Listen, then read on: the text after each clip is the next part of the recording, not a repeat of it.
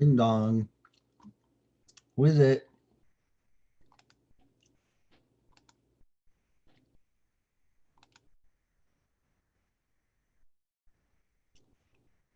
Oh, come on. I had this all set up. Are you kidding me?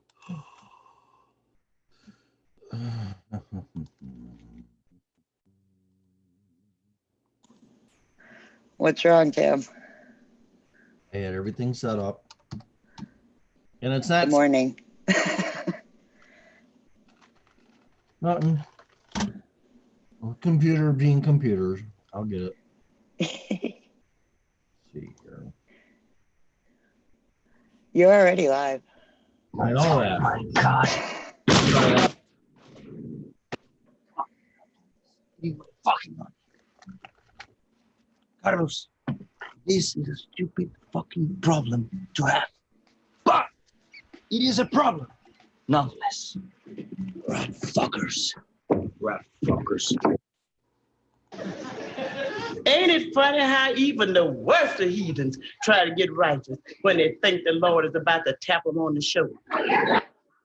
Listen, Esther, if I wasn't so sick, I would give you one of these across your ugly lips. Who you calling ugly, sucker?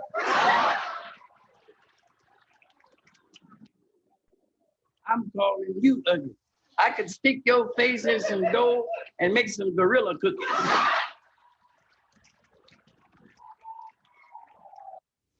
Well, the Democrats' way of running this country is to go tell us all how we ought to make sacrifices. God, they're great on that stuff. But they're all going to have us over the hill to the poorhouse. We ain't going to be able to drive over there because we ain't got no gas, so we're going to have to walk it. Well, the Reader's Digest says walking is very good for you. Oh, ain't that lovely? The Reader's Digest can always put a little joy into poverty. Listen, my whole point is this whole thing with the energy and everything. This is all a conspiracy. You know that is a conspiracy there. Listen, for years, all our lives, they've been telling us to go out and buy stuff that use energy. All electrical stuff. They got electric toast, electric ovens, electric stove, electric stereo, electric TV, electric race, electric hair blower, electric knife, electric every damn thing. Not to mention the cars. And now, after all the big corporations there make the billions and billions of dollars worth of profits, signals, wham, they're changed.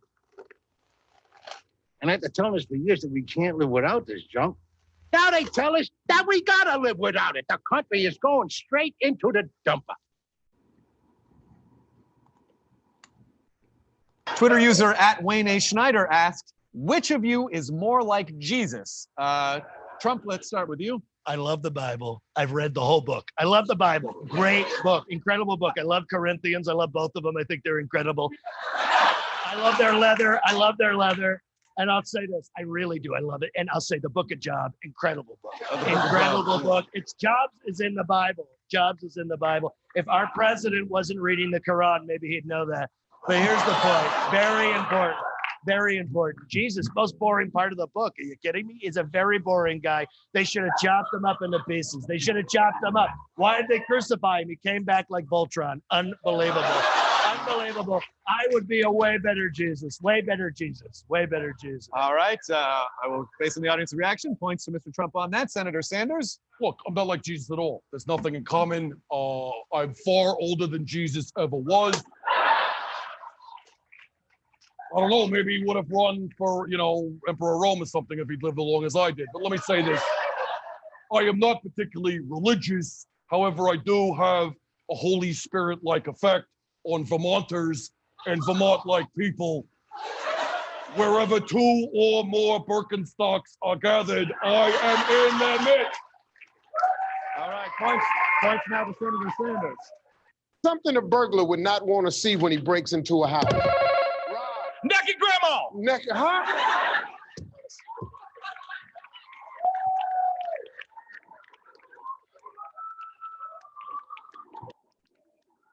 I don't see that either. I know you're right, okay? Nobody wants to see a naked grandma, but What are the chances of you breaking in the house and running up into your grandmama naked? Just looking for the naked grandmama in the house, outside, in the woods, on the blanket.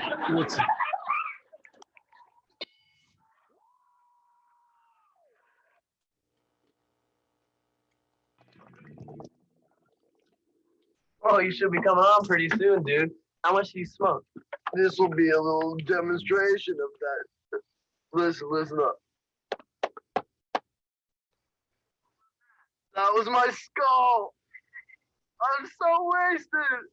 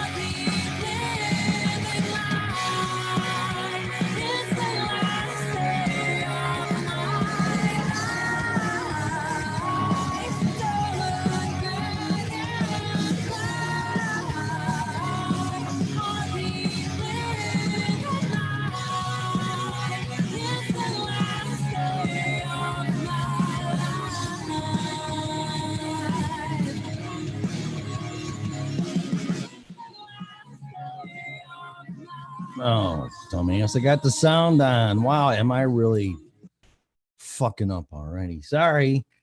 Oh, and that doesn't work. Are there sunspots? What's going on? Is there a CME that's happening I don't know about?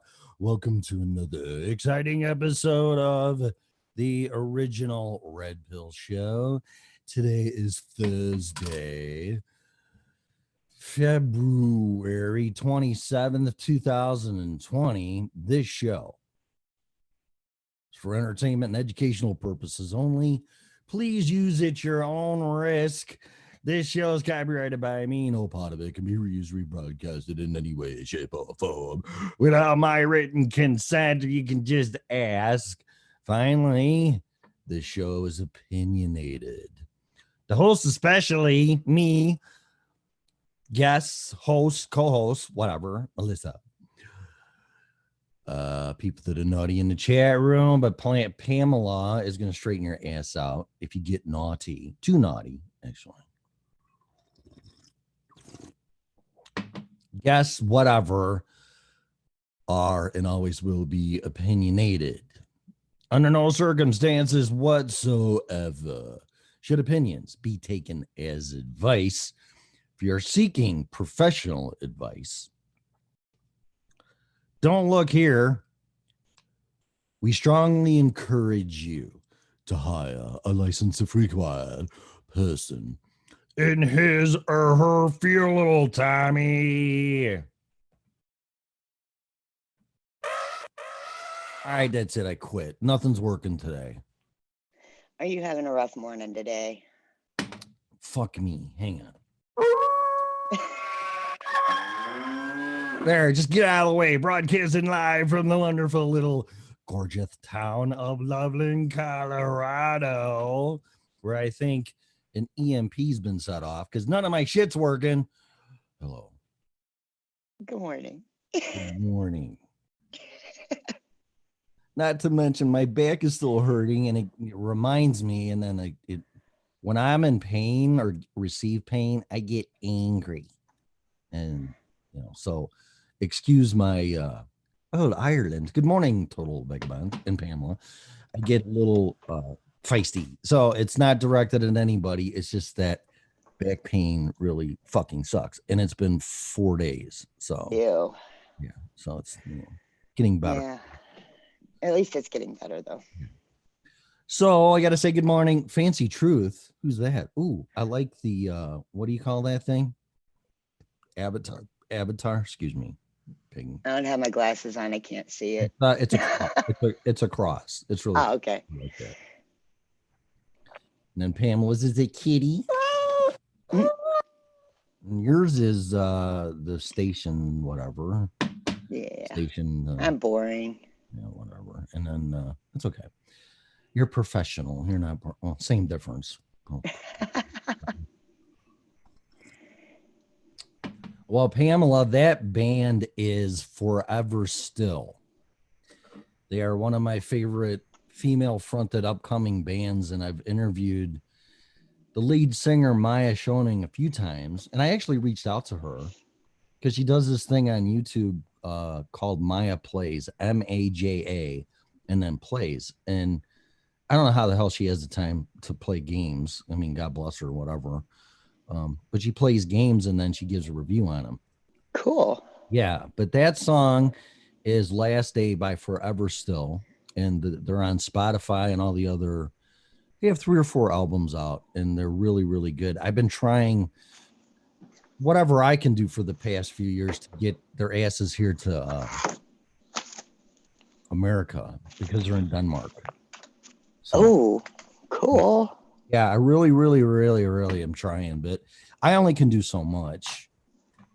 And then I think they signed with a label. And I can't even directly call her. I got to go through her agent and all that crap. It's like, but I have her on Skype, but I don't want to bother her. But I left her a message on her Maya Plays YouTube commentary if she even reads them. So we'll see if she gets back to me or not. But I would love to interview her because when the band just came out of my hand, but there's a really popular band here and they went over to Europe and they toured and they brought Forever Still with them as an opening band. And Cool. I still haven't talked to her about that. I got to look the band up now and I can't remember who the hell it is. They're really good too. I really, Lacuna Coil just popped into my head. Never heard of them. Oh, if your son likes female fronted rock bands, tell him to look up Lacuna Coil. Okay. I'm writing it down. Yeah. Oh man. So they're let me see here. La la la la la la. I went to the shrink yesterday.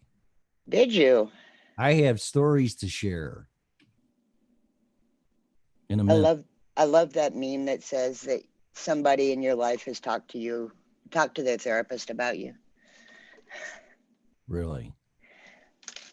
I probably screwed the meme up, but that was the gist of it. Hang on a minute. I'm distracted by computer land. I was in computer land until almost midnight last night. Oh my God. You're too far gone. But we have our own private server now. Oh, is that what you were setting up? Yeah, and I got a little OCD.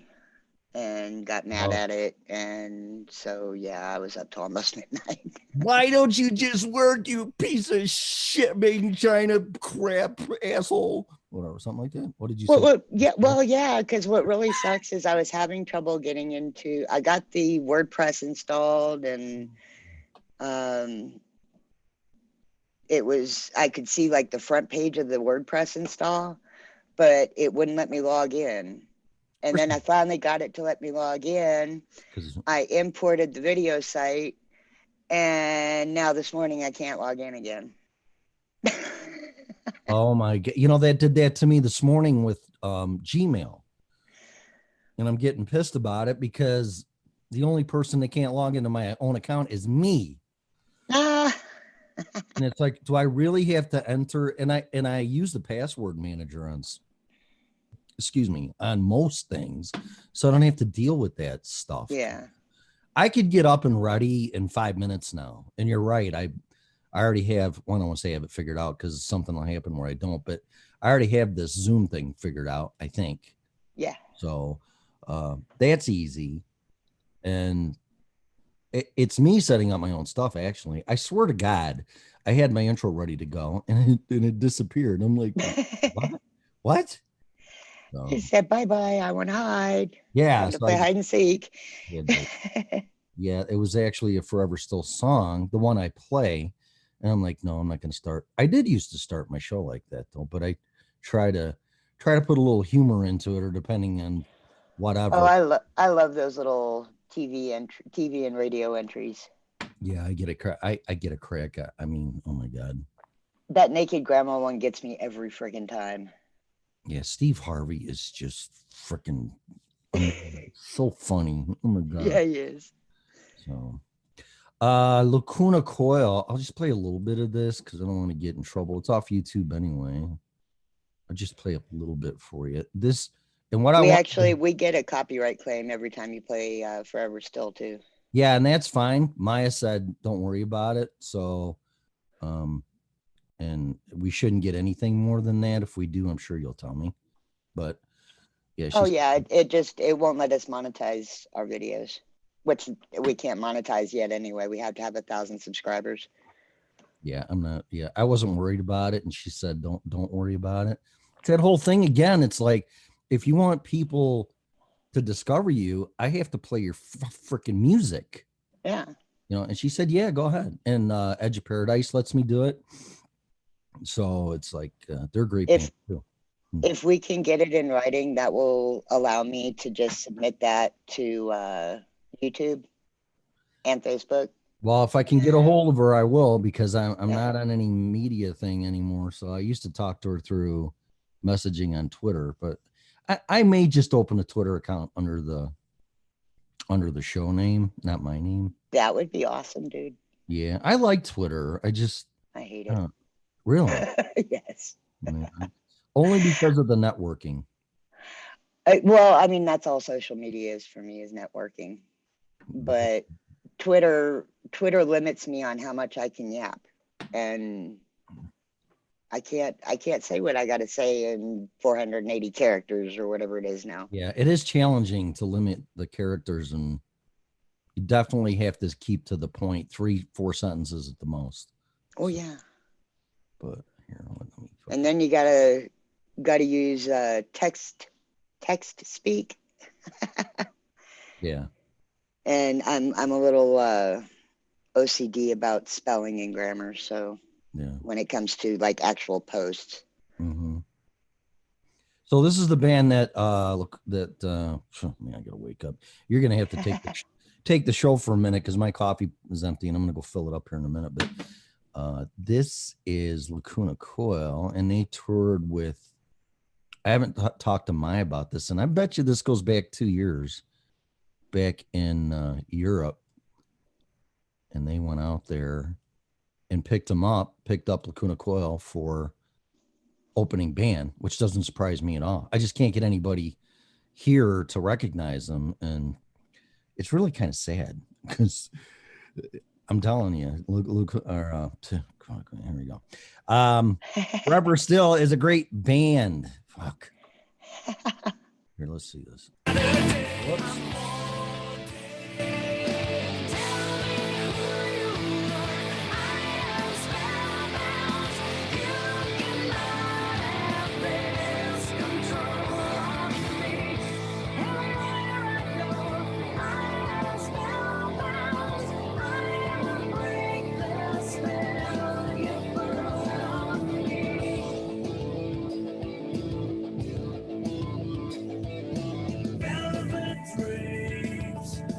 So anyway, that her name's Christina something, and she just sings like an angel, I think. I mean, she comes in there and just fucking tears it up. So It reminds me a lot of late 80s, early 90s rock. yeah, it's real hard rock, no keyboard crap, and I don't know what you would call it, but it's almost on the verge of just like a little bit of dark rock, but not like into Marilyn Manson and nothing against him, but just it doesn't cross that boundary. But no, it's the mainstream hard rock. Yeah, it's mainstream from the hard 80s rock. and 90s, Right. and I actually really miss that music. They have it Edge of Paradise, that's their genre. I should play her because she this is gonna be music day apparently. She sings like an angel. She's just she's an opera singer and she turned to rock. Oh, nice. Yeah, it's just she's so sweet too, and she has an accent. I interviewed her a couple years ago, and it was, I think that's going on 3 years ago actually, because I've been on here for almost 2, and they did it back in Illinois. But she was just great, so much fun. Let's see here. Where are you? I should call it. I should pull this up on Amazon Music because I know I have it there and I bought it. All music I play, I buy. It's just so people know.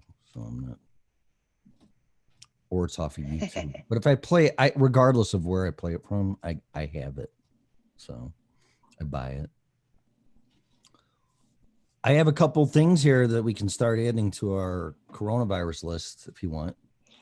Okay. It'll be like home shopping network. And I'm going to show them and model them and whatever. So people want to get ready for that. And I'm also going to build an Amazon list for those of us who don't like to leave our houses. I'm going to build an Amazon list and put the different products on our general store page. Cool. Yeah, all my stuff's Amazon. Go ahead. Do you like the rock opera singer from The Fifth Element? Oh, are you talking about the blue lady? The blue lady? The one that has the element stones in her tummy? From the movie The Fifth Element? Or yeah. I'd have to watch that again because I have no idea. That's one sci-fi movie I love Bruce Willis and the chick that plays whatever that character, and but I never really got into that movie. So. Oh, I did. Really?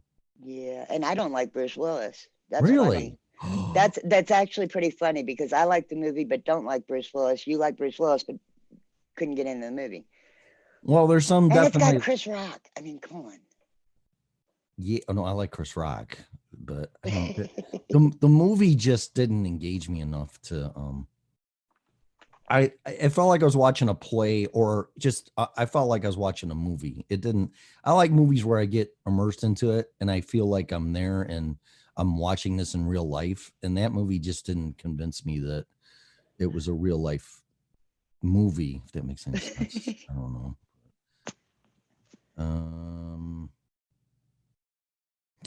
Let me play Universe. I think that would be, or is it? Man, I haven't listened to this in so long. This album came out in the fall, and Dave Bates is the lead guitarist. He's amazing, and then Margarita Monet is the lead singer. I don't know the rest of the band. They're coming to Denver in October, and funny thing about that is that I said, well, if I ever see you guys, can I do a sound check? Because I've never played on a stage like that. And I would just love to rip my fucking guitar. Every time I go to the Budweiser Event Center and I see that sound system, like, oh my God, because I do work there. And it wouldn't be far-fetched. It's like, hey, can I talk to the sound? Can I talk to the sound guy and bring my guitar here one day and just fucking rip this thing? I couldn't even imagine doing that. And I said to him, I go, so can I do a sound check with you for you guys when you're setting up if I ever see you? And they said, yeah. So I'm like, cool. And they're coming to Denver. Oh, God, that'd be so cool. Man, I really don't know what to play. I'm gonna play Universe, the full song, and then I'm gonna get some coffee and I'm gonna come back and we can get into some crap that we can always get into. But I want to talk about me going to the psychologist yesterday, which is interesting, and the list here for the Wuhan virus, and I have 3 things here. So I know I said we were going to make lists, so I want to keep our word, or at least my word on that. So we'll go from there. All right. So I'll play this really quick. I'm gonna get some coffee. I'll be right back. This is Edge of Paradise off of their Universe album, and it's the title track. So I'll be right back. Sound good? Okay. Okay, here we go. I think. Maybe. Fucker, are you not gonna work? Oh, it is just giving you fits this morning. See, now, what's the chances of that? The sound was turned all the way down. What the fuck? Sorry. All right, let's rewind. Meep. Here we go. Jesus.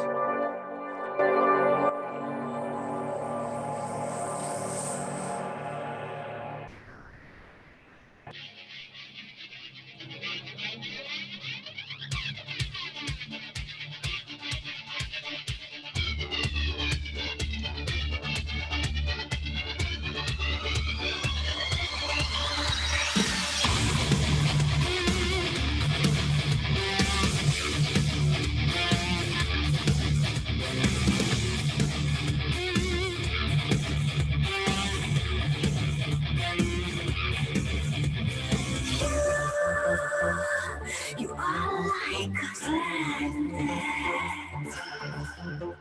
Can I be a universe where worlds collide in the desert night, in my dimension?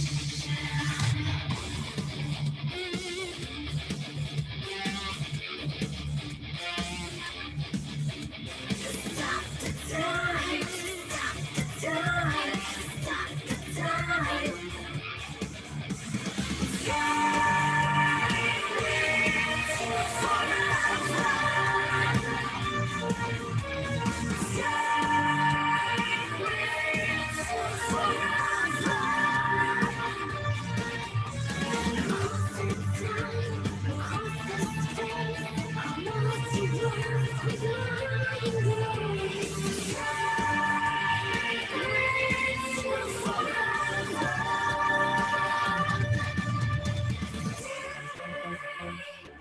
In my dimension, we'll never waste away. We'll be young, young in my constellation. Stop the time, stop the time, stop the time.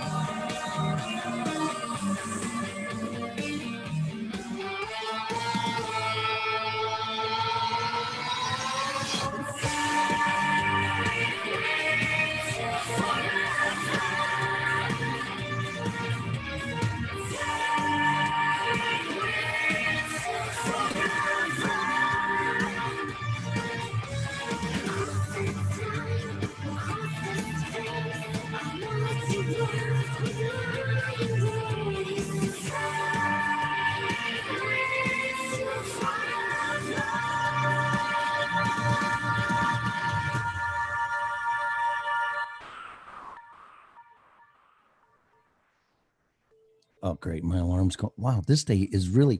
Hang on.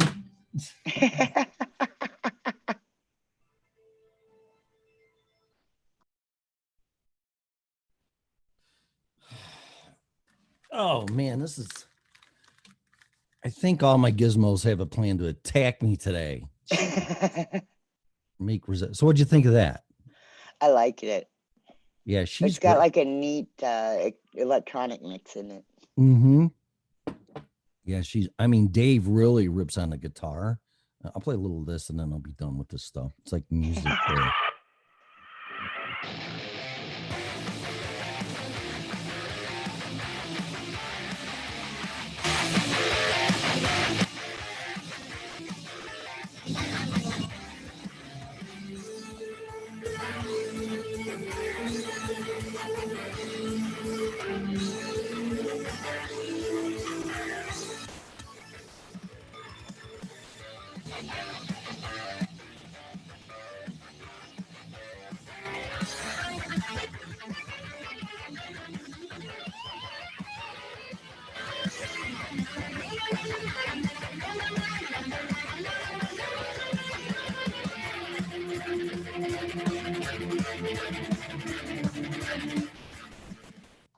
So what do you think of that? I like. That don't wake up. I love good guitar. Yeah, if that don't wake you up, nothing more. Here, I'm gonna play this one real quick though.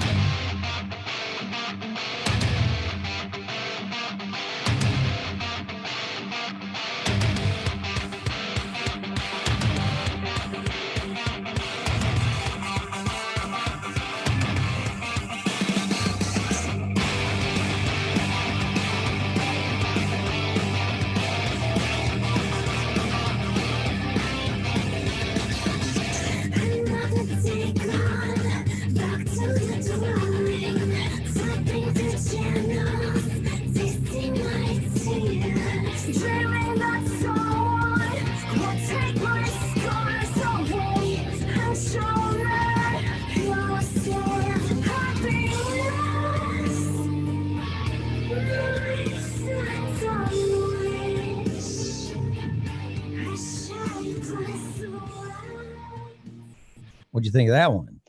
I like her voice. She's got Hello. that like a haunting voice. Did you leave? Oh no, I turned you down. Stupid. I was gonna say I'm here. I went and checked my mic. I'm wow. I don't know. Really gonna have to get my head examined today. Jesus. Anyway, so I didn't hear nothing you said. So what do you think of that one? I said that I really liked her. She's got like one of those haunting voices. Yes, very hypnotic, haunting, soft. Yeah, I like that. Kind of like lure, like a kid's a siren in a kid's movie where they like Hocus Pocus when Jessica could sing. Yes. Yeah, cast a spell on those kids to make them do what they want. Yeah, same shit. Or one of them did. I don't think it was Jessica. It was the blonde one. Yeah. It's the blonde one that does the singing. Okay. Yeah, whatever. But yeah, I mean, yeah, very hypnotic. And I don't know. I'm actually going to listen to more of that because I haven't listened to it in a while. And I burned through it when it first came out and picked the songs I liked. But so if you like that, it's Edge of Paradise. They're on Spotify. They're on iTunes or all that. Support them, download it, buy it, stream it, whatever you got to do. But the more you listen to this, I can promise you, the more you're going to like it. So check them out. And I'll try to get them on. I don't know. They've been real busy and they've been, they're on tour and they're breaking into mainstream. So it's really cool. It's nice. Oh, cool. I love that. Really I love nice. seeing bands doing that. That was part of my platform of this show. I wanted to interview, and I did, up and coming bands that I found on Twitter, and they would just pop up, and I'm like, "Hey, you want to come on the show?" And blah blah blah. And I'm like, "Yeah, sure." And they were one of them, and so was Forever Stone. There's a couple other bands, but I kind of fell out of that. But I always stick with these guys because I'm fans of them. Yeah. So anyway, that's that. Is that a half hour to finally wake up? Yeah, it's 35 minutes. Man, I don't know what it is today. I think it's my back without sounding like a big pussy. Oh, hon, I pain do takes a too. lot out of us. Oh, Trust me, I I'm know. telling you, man, it's just like I'm not gonna be able to work today or tomorrow. I don't even. I've never taken this much time off from work from period actually. Well, So you can't do your work with a bad back. no, not what I do. Absolutely not. It's even hard for me to sit here without feeling the spasms. It's just still happening. But I've been going to chiropractor every day and it's getting better and better. Good. But it's a little bit my fault because I haven't been doing my ab workout because my abs keep my back in line and I haven't been doing it as much. So plus I stepped on the scale at the gym last week and my Anna, she goes, you put on 5 pounds because there's this contest that when you sign up and everybody's involved, like I don't know how exactly she works it, but there's a 90-day challenge and whoever has the best numbers wins. And most people want to lose weight, says, well, I'm not going to win this fucking thing because, I'm at my weight or below. And if anything, I want to throw another 5 pounds on, which I did. And she goes, you weigh 180 pounds. You put on 5 pounds. I go, good. most people would freak out with that. So, but I'm not going to win those stupid, who's got the best numbers. I mean, that should be relative to your goals. You know what I mean? Yeah, it should. And I mean, some people's goals are a lot bigger and have a much wider gap than others. And of course, everybody except one other guy's women. And of course, well, I want to lose weight in my butt. Now this kind of stuff. And blah, blah, blah, blah. So there's no woman in there that wants to put fucking weight on, so give me a break. Now, see, that's funny because my daughter would be one of those that tries to put weight on versus losing it. She's a little thick. She's one of the few. So that's good. All I can say for people that have a hard time putting weight on, and as dumb as it sounds, eat a really good breakfast. And what I eat is I eat scrambled eggs and Jimmy Dean sausage. And that put 5 pounds on like in a month. So, oh, dude, that kid ate me out of house and home. But it's breakfast though. I get that. Okay. She did All eat right. breakfast. Okay. Yeah, that kid ate 24/7. And she's like 100 pounds soaking wet. How tall is she? 5'4", 5'5", what? 5'1". 5'1"? Mm-hmm. She's short. I'm only 5'2". That's if I stretch. Yeah, Anna's like 5 foot. I mean, and that's pushing it. Yeah. Huh. Okay. Well, whatever. It's work for me, and that's all I can say. But how old is she? She's 26 now, which now she's gonna put on weight because she's pregnant. Oh, you're gonna have a choice. But she has always struggled with putting any weight on. Her father was very tall and very thin. Oh, okay. So got genetics. Someday she'll like that. Yes, and I always used to tease her when she was little that she was gonna inherit our family hips. Mm-hmm. And even though she's 100 pounds soaking wet, she's still got that little hourglass figure. Really? Yeah, it's so cute. You know what? I might put a pillow behind my back. Hang on a second. That's a good idea. Hang on.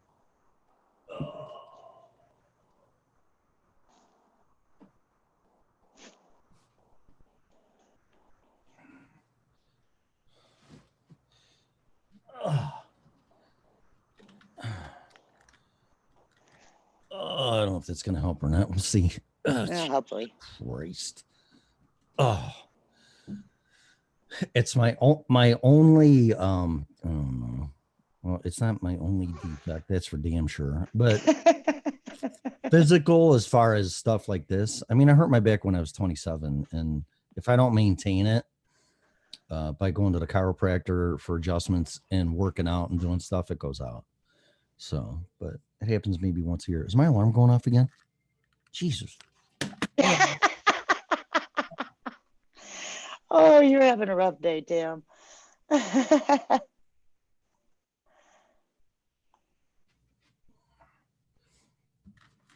Oh, okay. Oh, God, it's enough. No more interruptions. I don't even feel like the show started yet. This is weird. Probably because you've been up and down so much. You aren't normally. Yeah. And I kind of started to do the show at the last minute because I usually get up at 5 when I go to work and take a shower, turn the computer on, blah, blah, blah, blah. And I have everything ready to go by 5:45. Yeah. I didn't even start getting things ready till 5:45. Now, see, when I first started co-hosting with you, Mm-hmm. I would set my alarm for 5:45. Yeah. So in that 15 minutes, I got everything set up and ready. But then I was immediately jumping into it. And so I started getting up at 5:30. So that way I had a few more minutes. Yeah. 15 minutes makes a huge difference. It really does. An amazing amount of difference. Seems like it's not that much time, but it actually is. So Just anybody who wants to get a sense of what 15 to 30 seconds to 60 seconds is, try to write and produce a audio commercial. Yeah, that's always fun. It is amazing how much you can say in 15 seconds. Right. That's true. I never thought about that. I used to have to write them. So, you know what's even more challenging? This is a story to forever still in Maya. So I was listening to the music, and when I was interviewing her, if you look at from a song, and I'm not a songwriter, and I wouldn't even call myself a musician, but I know how music is structured and blah blah blah right. blah. So it's ABA and then a bridge and a guitar solo, or guitar solo and a bridge, and then it goes back to AB. So anyway, there was no bridge or no guitar solo in any of her songs.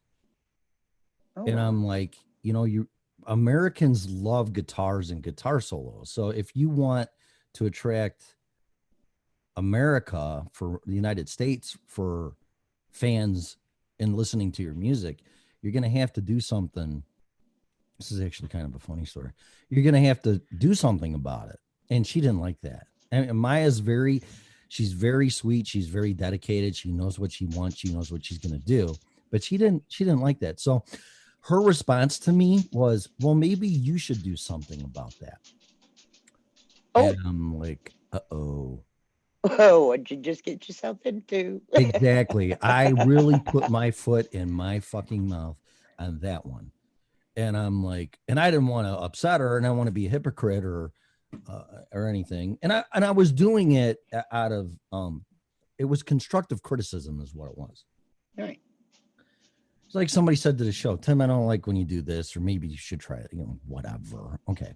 So, and I would probably say the same thing. Well, if you want it that way, do your own show. So I would probably respond the same way. So I get it. I get it.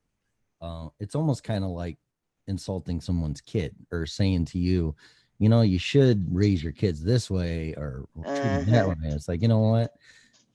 Just go to hell. Okay. Thank you. Yeah, I went through that. Yeah. So anyway, is it helping? Not really, because I have to lean forward a little bit. And Anna gave me a shocker, though, a little Dynawave thing that you put those pads on your body and it sends a current. Oh, I love those. Yeah, she gave it to me to borrow. TENS units. Yeah, that's it. That's what you call it, a TENS unit. So, but she goes, well, the batteries are dead. So I didn't pick up, and I went to the store yesterday and I didn't even buy them. How scary is that? So, but I rented Knives Out and bought some food and milk and things that I needed. But every time I rent a movie from Redbox, it takes me 3 nights to watch the thing. Don't ask me. That's why I do everything online, because that way I don't have to return anything. But yeah, but here, and I agree with you 100%. But here's my thinking. Well, that's $5-6 or whatever, and this is $2. But I end up with it for 3 nights, and a lot of times I never watch the thing, because I'll watch it tonight and I never do. And I'm like, you know what? I'm just going to take it back. So Redbox is making a shitload of money off of me because I'm not even watching them. But so anyway, so Maya goes, well, you should do something about that. And it totally, I didn't expect that response at all. No. I expected, well, you know what, Tim, whatever. And she just, she's very smart. Very, very witty. She's like, well, maybe you should do something about that. And I'm like, oh my God. So I took one of my favorite songs, and I have it on the computer here. I took one of my favorite songs and I sent it to her. I took one of my favorite songs of Forever Still. This goes back probably 4 or 5 years ago. And I wrote a solo for one of the songs, and I kind of changed the arrangement a little bit. Like, kind of like my beginning thing where I can cut and clip and, all the little blurbs from all those TV shows. So I was editing her music only in the middle. And I added a better progression and a build up and a bridge and then a guitar solo. I'm going to tell you something. That was the hardest thing I've probably done in my life as far in that type of genre with the time thing. And most guitar solos, because it's reinforcing what you said, how long a minute is. How long is a good guitar solo? At the most a minute, right? I would actually think it would be a little shorter considering Exactly. most songs Okay. are Right. So even more to the point, maybe 30 seconds. Yeah, because most songs are 5 minutes or whatever. So yeah, it's not going to be a minute solo. 30 seconds, maybe 20 seconds, 30 seconds. So it took me over 4, maybe 5 hours in front of the computer to come up with a guitar solo that was probably no more than 30 seconds for her. Oh yeah. I could totally see that. And I'm like, first of all, I'm like, oh my God. I go, okay, what key is it in? And then I'm like, I didn't even buy, because the thing about music and guitarists and musicians, it's like they overthink it. And I'm like, you know what? I'm just gonna fucking play and figure it out. And I did, and I came up with the solo, and I sent it to her, and she goes, "It's pretty good." I thought she was gonna tell me it sucks, and it's like, okay, well, or not even respond. She goes, "No, it was pretty good," and but the whole point of it is that be careful what you say. Yeah, because you get yourself wrapped up. Yeah, and 30 seconds is not 30 seconds, and a minute's not a minute until you're in it and you experience it. But yeah, that was probably. And I interviewed her sometime after I did this, and she goes, Tim, when we get guitarists in the studio and we say, okay, here's the song, come up with the solo, you would not believe the intensity and aggravation these guitarists have to figure that out. And so I've seen what you're saying. And I said, yeah, it was a bitch. I really wouldn't want to ever do it again, to be honest with you. So yeah, that's rough. Do you watch Futurama? No, that's that guitar or cartoon with the robots or something, right? Yeah, no. Future. No. They have an episode where Fry has to write a 30-minute or an hour-long, I think it was an hour-long TV show. Mm-hmm. And of course it comes out and it's like 5 minutes. Yeah. Yeah. And he's like, well, I wrote it. It took me an hour to write. Yeah, it's amazing. Like you said, just doing a spot, even if it's scripted, but to do it ad lib and go, okay, here's a 30-second spot. Here's a 1 minute spot. Fill it. And you're like, it is a whole lot more challenging than people realize. Ever. Yeah. It's a lot harder than you think. So all right. So what do you want to talk about? You want to talk about me going to see The Shrink? No offense. Sarcasm, people. Relax. Yeah, let's start with that, and then we'll move into our list, or the beginning of our go list. into Home Shopping Network, and I think you should buy this stuff. It just tastes delicious. And it's colloidal silver, and it's really good for you. Plus, it gives you stamina in bed. Okay. All right. So you had to say that when I was taking a sip of coffee, dude. That was not okay. Don't drink during. Oh, I shared a story that I'll share sometime, but I won't now. I was sharing a story, and the girl at the time I was dating was driving to work, and I shared the story, and she was laughing so hard that she said she almost pulled off the side of the road because she couldn't take it anymore. So be very careful when you're listening to the show and what you're doing, because I have, and I really didn't want to share the story, but I knew I knew it was going to throw a really good dose of humor into the show, so I shared it.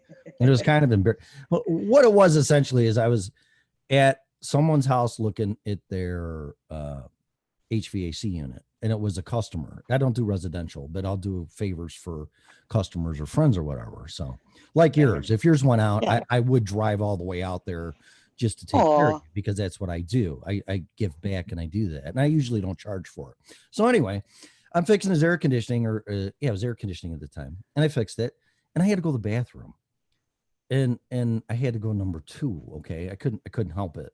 So, and I don't like doing that, but if I gotta go, you gotta go. Well, yeah, you gotta go. So, You gotta go. yeah. So I did my business, and I look over at the toilet paper roll, and it's fucking empty. Oh man. And I'm like, oh my God, what do I do? So I looked under, and I felt kind of weird doing this because of privacy thing, but I looked Yeah. underneath the sink to see if it was there, because that's where I keep mine. Well, yeah, most people No, do. yeah, no, there's no fucking toilet paper there. I'm like, oh my God. So he had some of those like Lysol wipes or whatever. Oh no. Exactly. So I'm like, well, Oh. I gotta wipe my butt. I'm not gonna fucking not do that. So I just did it, and I used it, and that burnt my asshole so fucking bad. Oh, I bet. I'm like, oh my God. I'm like, don't do this. Do not try this at home. Yeah, don't try this at home. But what was I gonna do? You know, I don't want to go, hey, you got any toilet paper? Like, I probably should have, but I just thought you felt kind of weird doing it, you know. So I just like, yeah, I'll just use these things. And oh boy, was that bad. So it was a big mistake. But I shared that story in a kind of a different way. And oh my God, she said, oh my God, you had me laughing so hard. Like, okay, well, I'm glad I did. So don't drink and don't drive, and not the way that sounds while you're listening to the show, because you never know what's going to happen or come out of my mouth. So, Right. all right. So yesterday, I've been here for 2 years, give or take a month or whatever. Middle of April, I'll be here for 2 years.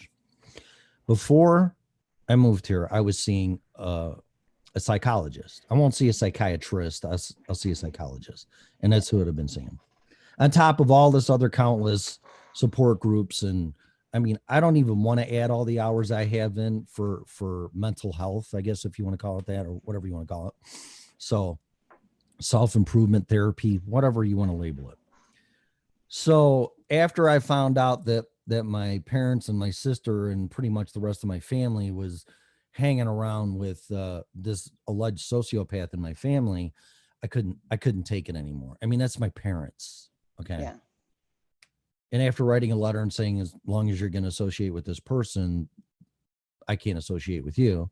And I wrote him a letter, and I can't. But see, that's my mom and dad. So, and this is how strong people have to be if you really want to rise above this stuff and keep your sanity. Okay. But see, there's the question. Are you sane for doing that? Are you insane for doing that? So I had to see somebody. I couldn't take it anymore, because that's what's left of my family. So yeah. I went in there yesterday, and I called this place, and it's hard to find a therapist up here. I mean, nobody wanted to take me. They weren't taking new clients, but this guy did. So I went in and I talked to him,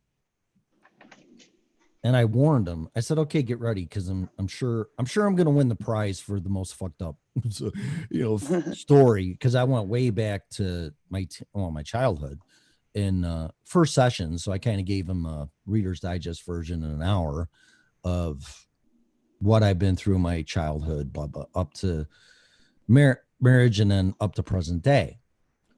And I said I was seeing my psychologist back in St. Charles, Illinois. And I shared my story with him, and he's like, oh, well, you let a sociopath in your family. And I told this guy yesterday, I'm like, what's that? And I go, how do you know that? And my previous psychologist said, well, I deal with them in the criminal system all the time. Most criminals, hardened criminals or career criminals or whatever you want to title them, are sociopaths. And I'm like, okay. So, okay, whatever. And then I did my homework on him and I'm like, oh my God, I still want to see that movie with the invisible sociopath. That's really going to Oh, that one looks good. bend my mind to the max. Oh, Probably more yeah. than the Joker. That Joker movie really got me. So anyway, I shared all this stuff with him and I told him what I did. And I could even, this guy's wrote 4 books because he has all of his books. If you really want to know somebody, look at their bookshelf and see what books they've read. So I'm looking after the session, I'm looking at all the books that you read. And I go, what's this one? And he goes, I wrote that one. Oh, I go, you wrote books? He goes, yeah, I got 4 Oh. of them. So this guy, he published 4 books in that Nice. area. And I'm like, holy shit. So this guy's pretty good. Universe But- brought him to you. So I explained my whole thing to him because when I'm saying it in the story, I'm not getting into the details, but I'm sharing it, what happened and this and that and everything else. And how I finally identified what was going on because I was pushed to the level of insanity. And he said, yeah, that's normal. And he goes, the more that you try to tell people that are being affected by this, the more they focus on you. Uh-huh. And they don't focus on what you're saying about what you're seeing or identifying. And I'm like, okay, well, that makes sense because that's exactly what was happening. So I told him what I did. I said, I wrote my parents a letter and my sister, and I said, I can't associate with you guys as long as you're going to associate with this person. And I said, did I do the right thing? And he said, yeah, absolutely. He said, no matter what you say or do, you can't make them see what you see. So you just have to quietly step back and let things take its course. And hopefully they wake up to what they see. Yeah. They said they may never see it. Nope. And I said, well, I know my ex-wife didn't, or my daughter for that matter. They still don't. And hopefully they do. And need I remind everybody, and I told the therapist this, I go, my mother has a master's in sociology. That's the part that always gets me. Well, a whole sociopaths are a whole different animal. I mean, Oh, yeah. I know what a chemically addicted person is, an asshole, a drug addict, an alcoholic, a narcissist, a psychopath. But when the sociopath thing came up, I'm like, what is that? Because I thought it was a person that'll run around and killed everybody from the movies, because usually that's what they do. Yeah. And I'm like, okay, well, you know, I don't have any killers in my family. What are you talking about? Not that I know of, at least. And I'm like, and I really did my homework on this, and I'm like, oh my God. And then of course, oh my God, you got to see this, and you tell everybody, and they still think you're even more crazy. And I shared the story with you know what? That phone's sitting halfway across my bedroom. Wow. That thing's loud as hell. But you're gonna have to wait till it plays out. It'll stop in a minute. I'm not getting up again because by the time I get over there, it's gonna stop anyway.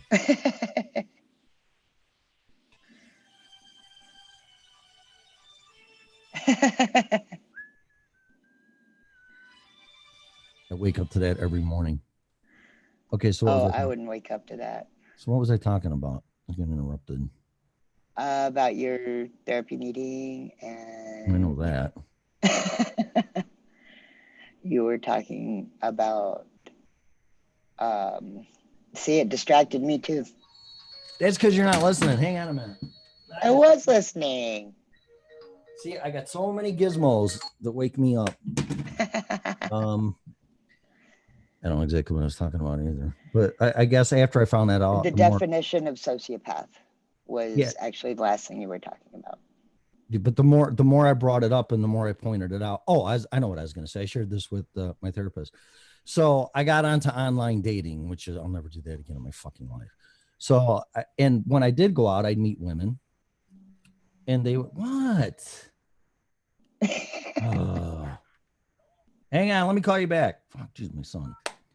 Jesus Christ. I would go on dates, and I think honesty is the best policy. I'm not going to sit there. Well, number one, I never had an intention to get laid. And when you're out on this dating crap, the rule of thumb I found out is that after 3 dates, you're expected to put out, whether you're a male or a female. And I'm like, what? Like, yeah. Like, you know, when I first met my wife in high school, and she's my high school sweetheart, we didn't sleep together until it was after 6 months. So all this dating shit sucks, period. It's just stupid. And I went out on a date with some women, and they would all ask, so what happened with your divorce, your marriage or whatever? What happened? And I said, well, this happened and that happened. And then I found out that I let a sociopath in my family. Now, there was 2 reactions, and there can only be 2 reactions. Yeah. And it's like, they look at me and they're like, they look down and like, oh, okay, whatever. And it would just kind of, they would withdraw, you know. It's like, okay, well, you ask. Don't ask. If you don't want to know, don't fucking ask. Okay. Right. Then there would be another date with another woman, and it would always go to there. And I would share the same thing. And then this time they would look down and they would smile. And then they'd look up and they go, same thing happened to me. Yep. I'm like, oh, good. So you're not going to think I'm crazy after we leave here, or maybe not go on a second date. And they're like, oh, no. So, yeah. And the stories that I've heard from other people, mostly women. Actually, I don't even think I had a male ever tell me that a female whatever was a sociopath. It's always been females with males. And yeah, it's like, so that's cool because you got more to talk about on the date. You know, it was always a dinner date type of thing or lunch thing or whatever. So, but yeah, the more you talk about this stuff. So the whole point of this is this.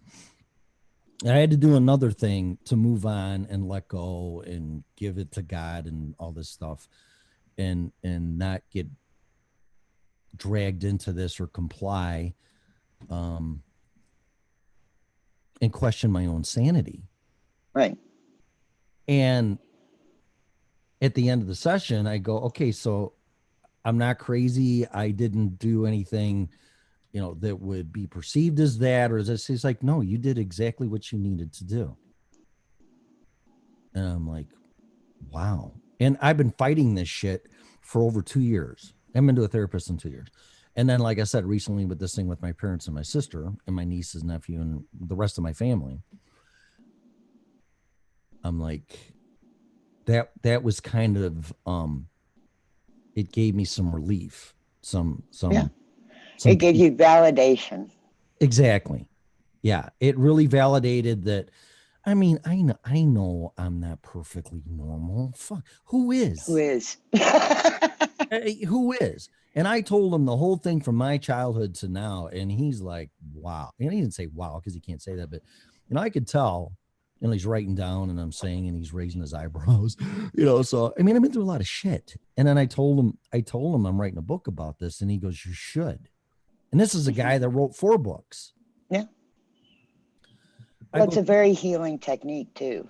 Exactly. And somebody told me that, and she goes, write a book, Tim. And I read her book and I interviewed her about it at Val Villano. And, you know, I thought I went through some shit. I read this book and I'm like, how in the hell are you even sane right now? Right. So, and I say it to share. I don't share for empathy or sympathy or compassion or poor Tim. Well, no, it helps people know they're not alone and they're not crazy either. Oh, pizza for breakfast? Can I have some? What kind is it? Right. Is it Chicago pizza? Because the pizza here fucking sucks. So. So I just bring it up because I can promise you, you know, unless it's like Oprah with some licensed psychotherapist or psychologist that excels in sociopathy or whatever, and just crazy fucking people that are out to destroy you, you're not going to hear this anywhere else. And I'm not going to get to the point in super duper defined details. Can you hear the train? There you go. Yep. Now you can. Yep. I heard the ding, ding, ding, and I go, here we go. Holy shit. There's a train in case you can't hear it. Oh, we can hear it. So I share that and I said, I'm writing a book because people need to know about this. And I go, I'm ready to give 100% of the proceeds to a charity, which would be Janie's Fund. I don't want to make any money off of this. People need to know this. How can you go through most of your life or midlife until you're 50, and pretty much that's when all this shit happened, when you're 50, and experience this. Well, a lot of people do. That's what I'm saying. Okay, well, where are Yeah. they? Well, why don't people call in and share it? I don't know what you want to put the phone number in there. I highly doubt anybody is, but why wouldn't you do that or comment in the comment on YouTube or Facebook Live or whatever? Because people, and I know why they don't want to, because you're going to be perceived as fucking batshit crazy. Well, that, and there's also, whenever you put stuff like that out there, you make yourself very vulnerable. Okay, how? Because you're putting your most raw emotions out there So when you're dealing with something. Well, most people aren't comfortable with that. I mean, we live in a society where it's not okay to cry in public. You know? What? And What are you pull yourself saying? up by your bootstraps, you know? You don't let give me a- those things bring you down. You just pick yourself up, dust yourself off, and continue on. That's how we were raised. See, I'm complete opposite. I'm like I really highly doubt anybody can, and this might be my weakness, but I really, because I thought this before, I really highly doubt at this point nobody's going to take me down again. I know nobody will. Can you? Absolutely, sure. But will you is another story. Yeah, because I see things, and the therapist said this. He goes, "You see things other people don't, especially in this situation." And I said, "Okay, so it's like I can see ghosts." Now imagine this. Well, I see a ghost. If I said that, people go, "Tim, you are fucking crazy. What are you talking about?" and I get that, but it's the same thing. Yeah. They're so intrinsic and so invisible or transparent or whatever word you want to use. And I'm like, there's a sociopath right there. What are you talking about? Who? What? Yeah, you might as well say you're seeing Casper the Friendly Fucking Ghost. And I go, well, what kind of drugs are you doing? I'm not doing any drugs. Sure. So you're the one that's perceived as the crazy one, and that maybe that's why too. But I don't think putting out my weaknesses or my strengths or my stories and experiences is a negative thing. Well, And I don't either. and if But people want to most take, people do. I don't care. I'm not running for president. So if you want to take my stuff, and if I did, believe me, I'd be the first one to air every single thing about me. Right. And it's like, can we really fucking talk about the issues here and stop tearing me down, my character down, or attempting to? Can we move on here? And I'm very intuitive. Yeah, I am, and I know that. You know, something about the whole putting your dirty laundry out there before somebody has a chance to use it against you. Yeah. My mother used to try to do that with my kids, but I've always been very open with my kids about my life. And because I made plenty of bad choices, I fully admit it. Yeah. And I've always been very open. So that way, you know, whenever my mother did try to do those things, the kids would just look at her like, yeah, I already know that. Yeah. You know, thinking she was going to create a wedge, and it didn't succeed. The thing that's so real about it is that I'll speak for myself, that I thought that raising kids, going through hell with my wife at the time, building up not an empire, but building up a very good company, one of the best in Chicago area, and just defying all odds and having kids and employing people and just setting an example by actions would be enough to keep all of that impenetrable. Nobody could penetrate that. And that's one of the biggest mistakes that I've made in my life. Oh yeah, someone somewhere will figure out the hole to climb through, but you just have to be prepared and have a way to block them back out. Yeah, but in this case, you can't because Yeah. you're not looking behind you. You're looking in front of you and on the side of you. And when you do look behind you, it should be someone holding a knife to stab you in the back that's your enemy. But when it's your own Yeah. family, and for the most part, some employees and customers and whatever you want to call it, you're not expecting that, and that's fucked up. That's really fucked up. Yeah, it really is. Because it's nothing short of art of war times a million. Mm-hmm. And you're like, oh, no, not my family, not my wife, not my daughter, not. It'll never happen to me syndrome. Well, you would think being married for 27 years and having some customers for 20 years that it would be, there's no way. There's no way that's going to happen. But never say never. Exactly. Well, what I'm going to say is this: as long as you're an honest person and you're telling the truth and you're looking at yourself and you're just trying to become a better person on a daily basis and not hurting anybody, I'm going to say this: most of my problems have been brought on by other people's behavior. Mm-hmm. I say that to people and they look at me like, oh, so you're not taking any personal responsibility. I take personal responsibility for the choices I made in letting those people into my life. There you go. But I didn't have control over what they did that caused my issues. Exactly. And that's a victim. You were a victim of someone else's actions. Right. But then you say that, oh, really? You're a victim. Yeah, right. So you didn't do anything. Well, the only thing I did is let this person into my family. Yeah. So yeah, I guess I did do something. So when you got to look at it that way, and it's amazing that you say that, because for a person and for me to come to that realization, because you got to look in the mirror and go, okay, what did I do wrong? Yeah. And it's really not really wrong, but it's like, what did I do to be in this situation that allowed it to happen? Exactly. You allowed these people in your life, period. Yep. Period. And I take every responsibility for that. You have to, because that's the truth of it. But when you let people into your life, that's where it ends. And whatever they do, it's on them. Yeah. But I can't tell you. Go ahead. I will also very openly say that that's part of the reason why I am agoraphobic now. Right. I get, but you need to work past that. And I'm not going to tell you what you should or shouldn't. Oh, I know. Honey, I'm always trying to. It's a great world out there. There's some great people out there, but you can't sit in some fucking room or house the rest of your life. You got to get out. Oh, and I honestly do try. Good. I am at the point now where I can do a small trip to the grocery store by myself. I can, do small errands by myself.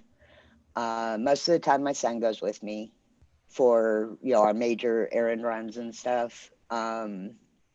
One of the things my therapist realized is whenever I get back home, I'll maintain for the most part when I'm out. But when I get back home, because of the adrenaline depletion, mm-hmm. my body actually goes into a physical state of shock. Really? Yeah. Holy fuck. And yeah, I get home, and roughly an hour after I get home, I get like ice cold.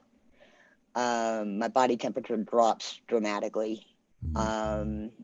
The pain from the fibro kicks in, and then all I can do is just lay down and go to sleep sometimes. If I don't lay down and go to sleep, or at least close my eyes and rest for a bit, I'll end up with a migraine headache. So without sounding insensitive and me listening to no other people, so is this psychosomatic? No, it is actually chemical. Okay. Because when I'm out and about, my hypervigilance is so high. I live on high adrenaline. Every day my adrenaline is spiked. And so whenever I go out, it depletes it. It sucks it out of you like kryptonite. Right. And so whenever I get home, my body has to rest and recoup all of that I've lost. Well, that makes sense. That's Yeah. crazy. Not that you're crazy, but that's crazy. Wow. Oh, we all know I admit I'm crazy. So. I know, but whatever. If you want to call yourself crazy, that's fine. Oh, I say it facetiously. Oh, like I said, I'm, I have my moments and my issues, but it's mostly because of defensive. Mhm. I have to posture myself as that with my boundaries, and Yeah. if you want to interpret that as being crazy, it's your Have business. fun. But Yeah. if you have an hour to sit down, I would be more than happy to share why I am like this. So, and then maybe you'll kind of understand. So, Yeah. because I think it's going to be a long time before I trust somebody again. Which I know that I'm robbing myself of the happiness that can come from that. But from this perspective, I don't ever see myself in a very serious relationship, let alone being married, on top of having my own business with customers that I trust. Right. Because of the hell that I went through and what happened to me from the inside, because you can't protect yourself from the inside. The only way you can protect yourself from the inside is from your own inside and never let it happen. Right. And honestly, that's not what I'm doing. I swear that's not what I'm doing. I mean, okay, like you, the dating scene, the whole online dating and just trying to get out and meet people. Number one, I don't drink. So I'm going to go out to a bar and meet somebody who drinks. No. Nah. No. You know, No, it's, you're not going to yeah. find someone in a bar. Yeah. But, yeah. But I mean, in our society, there's really not a whole lot of things other than that to do. Right. You know, everybody goes out and parties and meets somebody, and it's like I just have no interest in that. No, and not every time, I don't sound like that, but when I've been in a bar, I mean, I've just been hit on real hard and by drunk women and, oh, take me home. And I'm like, I'm not here for that. I'm here to have fun. If you want to talk and whatever. And if you want to give me your number, I'll take you out to dinner or see a movie, whatever. But no, I'm not going to take you home and fuck your brains out. I just not what I'm looking for. so there you go. Did you put the phone number in here or no? Because I don't see it. Oh, no, I didn't. It's okay. No, don't worry about it. So, well, I would be, I don't know what word I would be, excited or curious about anybody that has any stories about this stuff, because every time I hear someone else's story, I'm just floored. I'm like, it's amazing what we all go through, and we don't even realize that we're not alone. right. And you're not crazy, because a lot of people that I shared my story with, and they shared theirs, they said, yeah, I almost literally went insane. And I will say that too, because you're like, what is going on? Yeah. That, and a lot of times people who come from abusive types of relationships or things like you dealt with, we are made to feel like we are the crazy ones, and therefore, why would we share our crazy? Yeah, and you're crazy because the person that's abusing you, whether it's mental or physical, is trying to blame it on you and make you submissive. Exactly. They need you more than you need them, and there lies in the secret in breaking free. If anybody's being treated with any physical abuse or mental abuse, or being manipulated or oppressed or talked down to or controlled, you need to get out. And I'll put this out there right now, and I probably have done this before when we've been on these topics. Yeah. If anybody needs an ear, a totally non-judgmental ear, use that contact form on our website, and I'm the one who gets those emails, and we'll have a conversation, and I will do my best to find you. If you need to get out of your situation, I will do my best to find you resources to get out. That's awesome. And as far as if you're questioning, you have a narcissist, Narcissists show their colors, psychopaths show their colors. But if something's going on and all of a sudden your closest, it'll be your closest love or whatever, first degree of separation, or it'll be your wife, it'll be your husband, it'll be A parent. girlfriend, parent, yeah, daughter, son, anybody that's like right next to you, 1 degree of separation.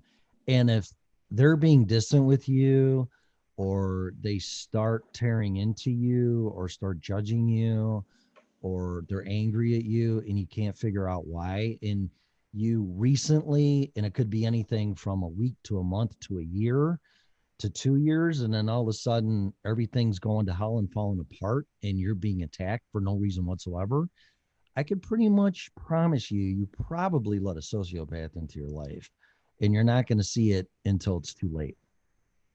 And they're probably going to be making you think that you're the one that is the sociopath. Yeah, you're the one with the problem. And the thing is that if you use your gut, and then the person that you're targeting, and like I said, it's going to be a person you recently let in that was a total stranger, and they're your boyfriend or girlfriend or whatever. And then if you use your gut and you go, you know what, I think you're causing all these problems, what they're going to do is they're going to deflect it and make them the victim, and then put it back right on you, and you're going to look even worse. So if some type of shit like that's going on, I can promise you there's a pretty good chance you got a sociopath in your life, and you better distance yourself. And there's really no way you're going to fix it, because the more you plead your case and the more you say, the crazier you are. So you're just going to have to step away and walk away until, because you see the ghost, or you at least at that point you're feeling it. You're like, something's wrong here. What is going on? And that's what drives the more insanity in your head, because you can't really figure it out common sense, logic, or analytically, and with morals or ethics, because these people's intent are just to destroy you. That's it. They will destroy you at all costs. That's it. And the way they do that is not to you and at you, but around you and through the loved ones next to you, and they let them do the dirty work. It's a really fucked up thing, man. So if you're going through that, get to a therapist, number one, that knows about sociopaths and have dealt with them, both treating them and, well, that's what would you be treating them. But if they're being treated, it's through compliance, because there's no way they're going to go to a therapist on their own decision, unless it's compliance through a court order or something like that. But go to one that's dealt with them and knows what they are in the whole 9 yards, because it's a whole different dark world. And when you try thinking like that and figuring it out, it's going to drive you even crazier. So, but you got to get out. You got to get out at all costs. You have to get out. That's all I can tell you.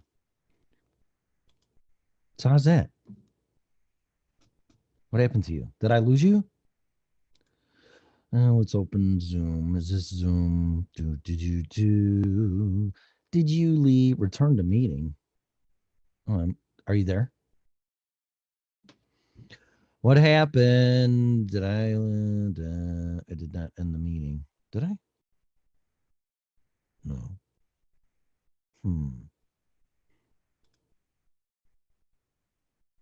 What happened to you, Melissa? How do I get you back in? Or did you leave? La la la la la la la la. Manage, invite. Here we go. Let's try this shit. Let's invite you. Are you gonna come back? What happened? 7:30. It's only an hour. What happened? No, I have to. Do I have to unmute? Now I have to unmute you. Sorry. What the fuck is going on? I had way too many windows open, and like most of them have the videos running. So when I tried to open up my document so that I could put the phone number out there, everything locked up. Sorry about that. You ran out of RAM.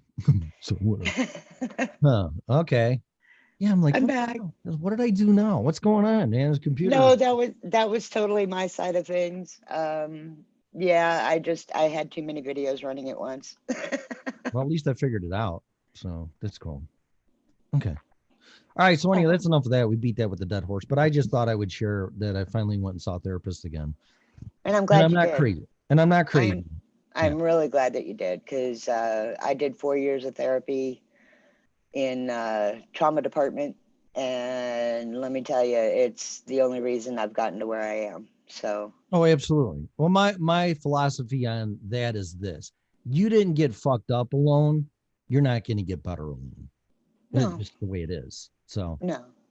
I figured a lot of things out by myself, by self-analysis and psychotherapy on myself, reading a lot of books. I put it this way: for 2 years almost straight, that's all I've done since I've been here. Yeah. You know, And the whole reason, well, not the whole reason, but the main reason why I went was because I was at a point that I couldn't get past this agoraphobia.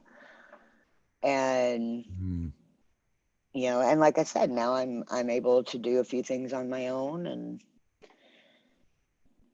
all that good stuff. So with it going does help. going out and hiking. I mean, this is a beautiful state, and Mm-hmm. I'm not trying to put you down, but I'm trying to understand. Do you think going out and hiking or something, or walking and just seeing all this beautiful crap? would Oh, help you trust with me, that? that I love. Okay, all right. It's That just I the love, but people. I would love to be able to do it with somebody. Yeah, I get that. But so it's the people then. Yeah, as long as I have somebody around me, I actually deal a lot better. Well, what's the definition of your phobia or whatever? What is that? What's the definition of it exactly? Basically, when I get around too many people, People. Okay. yeah, it's just a mental overload. Wow, Bill's gone 10 years without drinking. That's freaking awesome, dude. Way to go, dude. Congratulations. Way to go. I met a guy yesterday, and I'm not gonna, because anonymity is everything. He used to be a heroin addict and crystal meth, and actually has been to prison. And I gave him a hug yesterday. I go, dude, do you know how fucking rare that is for you to overcome that? And you can't say overcome or I'm cured or whatever. It's one day at a time, No. and that's it. And Bill would know that too, especially. Oh, no AA. Well, I guess he would know that. Oh, that's great, man. I mean, I think it can be done. It's not really the chemicals, it's you, and I'm not giving advice, but in the people around you, it's situations and how you handle them or don't handle them, and you think chemicals or drugs or whatever is going to make your life better and make it go away, and it actually makes it worse. So, I mean, that's pretty much the whole thing of addiction. So, yeah. But how you do it doesn't matter as long as you're doing it. That's great. So that 10 years, I made it 5, but that's very impressive. Good for you. So, yeah, so people's your problem. So Yeah, it really it comes down to people, and just because of the types of abuse and situations that I've been in. Yeah. Yeah, the key for me to keep my sanity, if you want to call it that, and keep myself on the right track is boundaries. And I'm getting better with them. Boundaries. Dude, I did too. He said he had a huge problem with alcohol. In my war stories here, but in my worst thing in my 20s, I was drinking a case of beer a day. Wow. It's fucking bad. Oh, yeah. It's bad. See, I just don't like the taste of alcohol. I don't either. I honestly don't. I really don't. But I never have. But that's a problem with addiction. At some point, you just don't fucking care what you're drinking. So, Yeah. Whatever. Well, and I also just don't like the feeling of being messed up and out of control. Right. Well, that numbs people, though. They do Yeah. it. That numbs Oh, them. I get it. Yeah. I totally get it. Oh, I okay. mean, it's All not right. like I've never been drunk before. You're trying to change your reality and the outcome by taking yourself out of reality. So it's kind of fucked up. But, it doesn't work, though. So No. There was not one answer at the bottom of any bottle or beer can, to my recollection, that was laying there with any type of answers on it. But that's what people think. So, all right, well, whatever. So that's enough of that crap. Did you ever put the number in there or no? I'm kind of afraid to try to open anything anymore. All right, well, some other time. So I don't really care. So, but I want people to call in, man. I want you to share. I want you, because we got time to fill in. You know what? I will try it again. Phone I will calls. try it again. Phone calls take a lot of time. It's been an hour and a half already. So whatever. So we'll end it at 8, but because I'm not going to try to break our record for 3 hour Hey, show. this time it actually opened up There you go. right away. Apparently, closing down 90% of it helped. Well, that's great. Okay. Well, yeah, that would help because then you're not going to crash because you only can write to your hard drive so fast if you're full. How much RAM do you have? I think I've got 8 in this one. Oh, okay. Well, get 16. Whatever. Okay.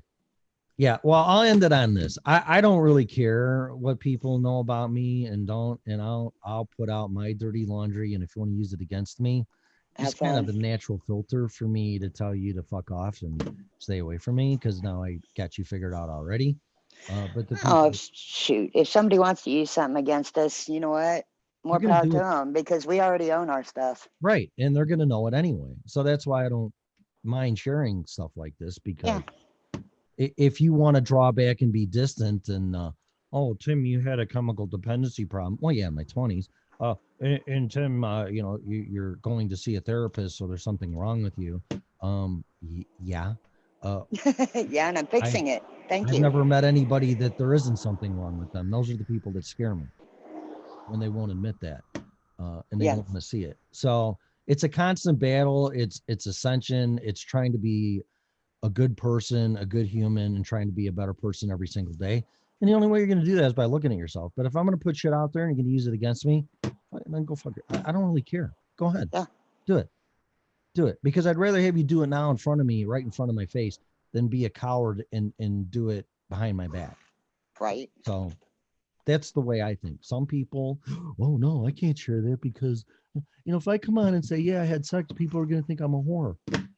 I don't think so. I mean, you're not a virgin, right? Who is? Being that you're close to Denver, maybe you've heard of it and you probably laughed at it if you did. But I actually used to participate in Slut Walk there in Denver. What's that? That is where women gather and it's all about consent and things like that. And the fact that, you know, just because a woman has a healthy sex life does not mean anything bad. No. Well, women enjoy sex just as much as men, if not more.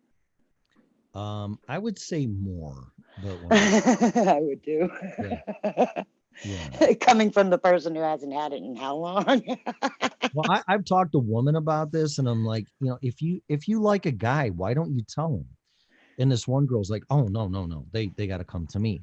I go, so if the man of your dreams walked, because it was at a bar, it was at the poorhouse, Yeah. and we were just talking. It was her and her girlfriend, and we were talking. Beautiful girl, whatever. And I'm like, so if a guy walked in through that door and he was everything in that for you, you wouldn't approach him. And she goes, no, he would have to come up to me. I go, that's fucked up. I go, you should go say something.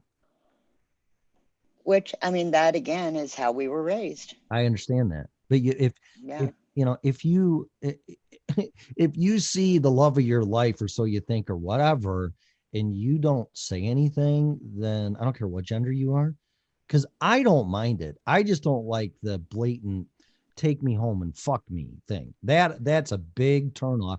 And I could see how women don't like it because that's how most men are too. And it's like, you know, that's really repulsive. You know, it's like that's an instant turnoff for me. And I would think it would be the same for unless that's what the woman wants. It's like, yeah, sure, let's go. And it's reciprocal, or that's what you want. But yeah, if you're a woman and you see a guy and he's obviously alone or single or whatever, I don't see a problem. I actually think it's cool that a woman would come up to me and say something, you know, without hitting on you. Yeah. I actually I went to a dark place when I was a young adult. Mm-hmm. And I was one of those that for a good couple of years at least, I used sex as a tool, and it was my, just like most women who are abused, you look for love in the wrong ways. Yeah. And I did use it to get back at men. Yeah, I was just gonna say some use sex as a weapon or Yeah. as a tool to advance themselves or whatever. I mean, Well, I didn't use it to advance myself. some I do. specifically used it. I would find one of those men that, was quote unquote God's gift to women and wrap them around my pinky and drop them.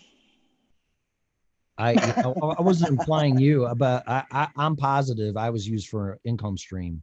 Yeah, no, I've never done that. I've Yeah. never been a gold And- digger. I can't, it's hard for me to accept any man taking care of anything of mine. Yeah, no, I was definitely used for a sex tool and an income. No doubt about it. No doubt about it. So can you do me a favor? Because I'm not being a good host and I'm keeping YouTube open for the chat. Uh-huh. And can you unmute when someone calls? Because Yes, of course. I'm minimizing Zoom and I don't want people thinking, well, you told me to call in, you don't answer the phone because I don't know what's ringing. I don't mind people just coming right in. It freaked me out the first time. Wandering American. But now that I know it can happen, I don't have a problem with it. And quite honestly, I've never listened to a show that just let people call and come right on.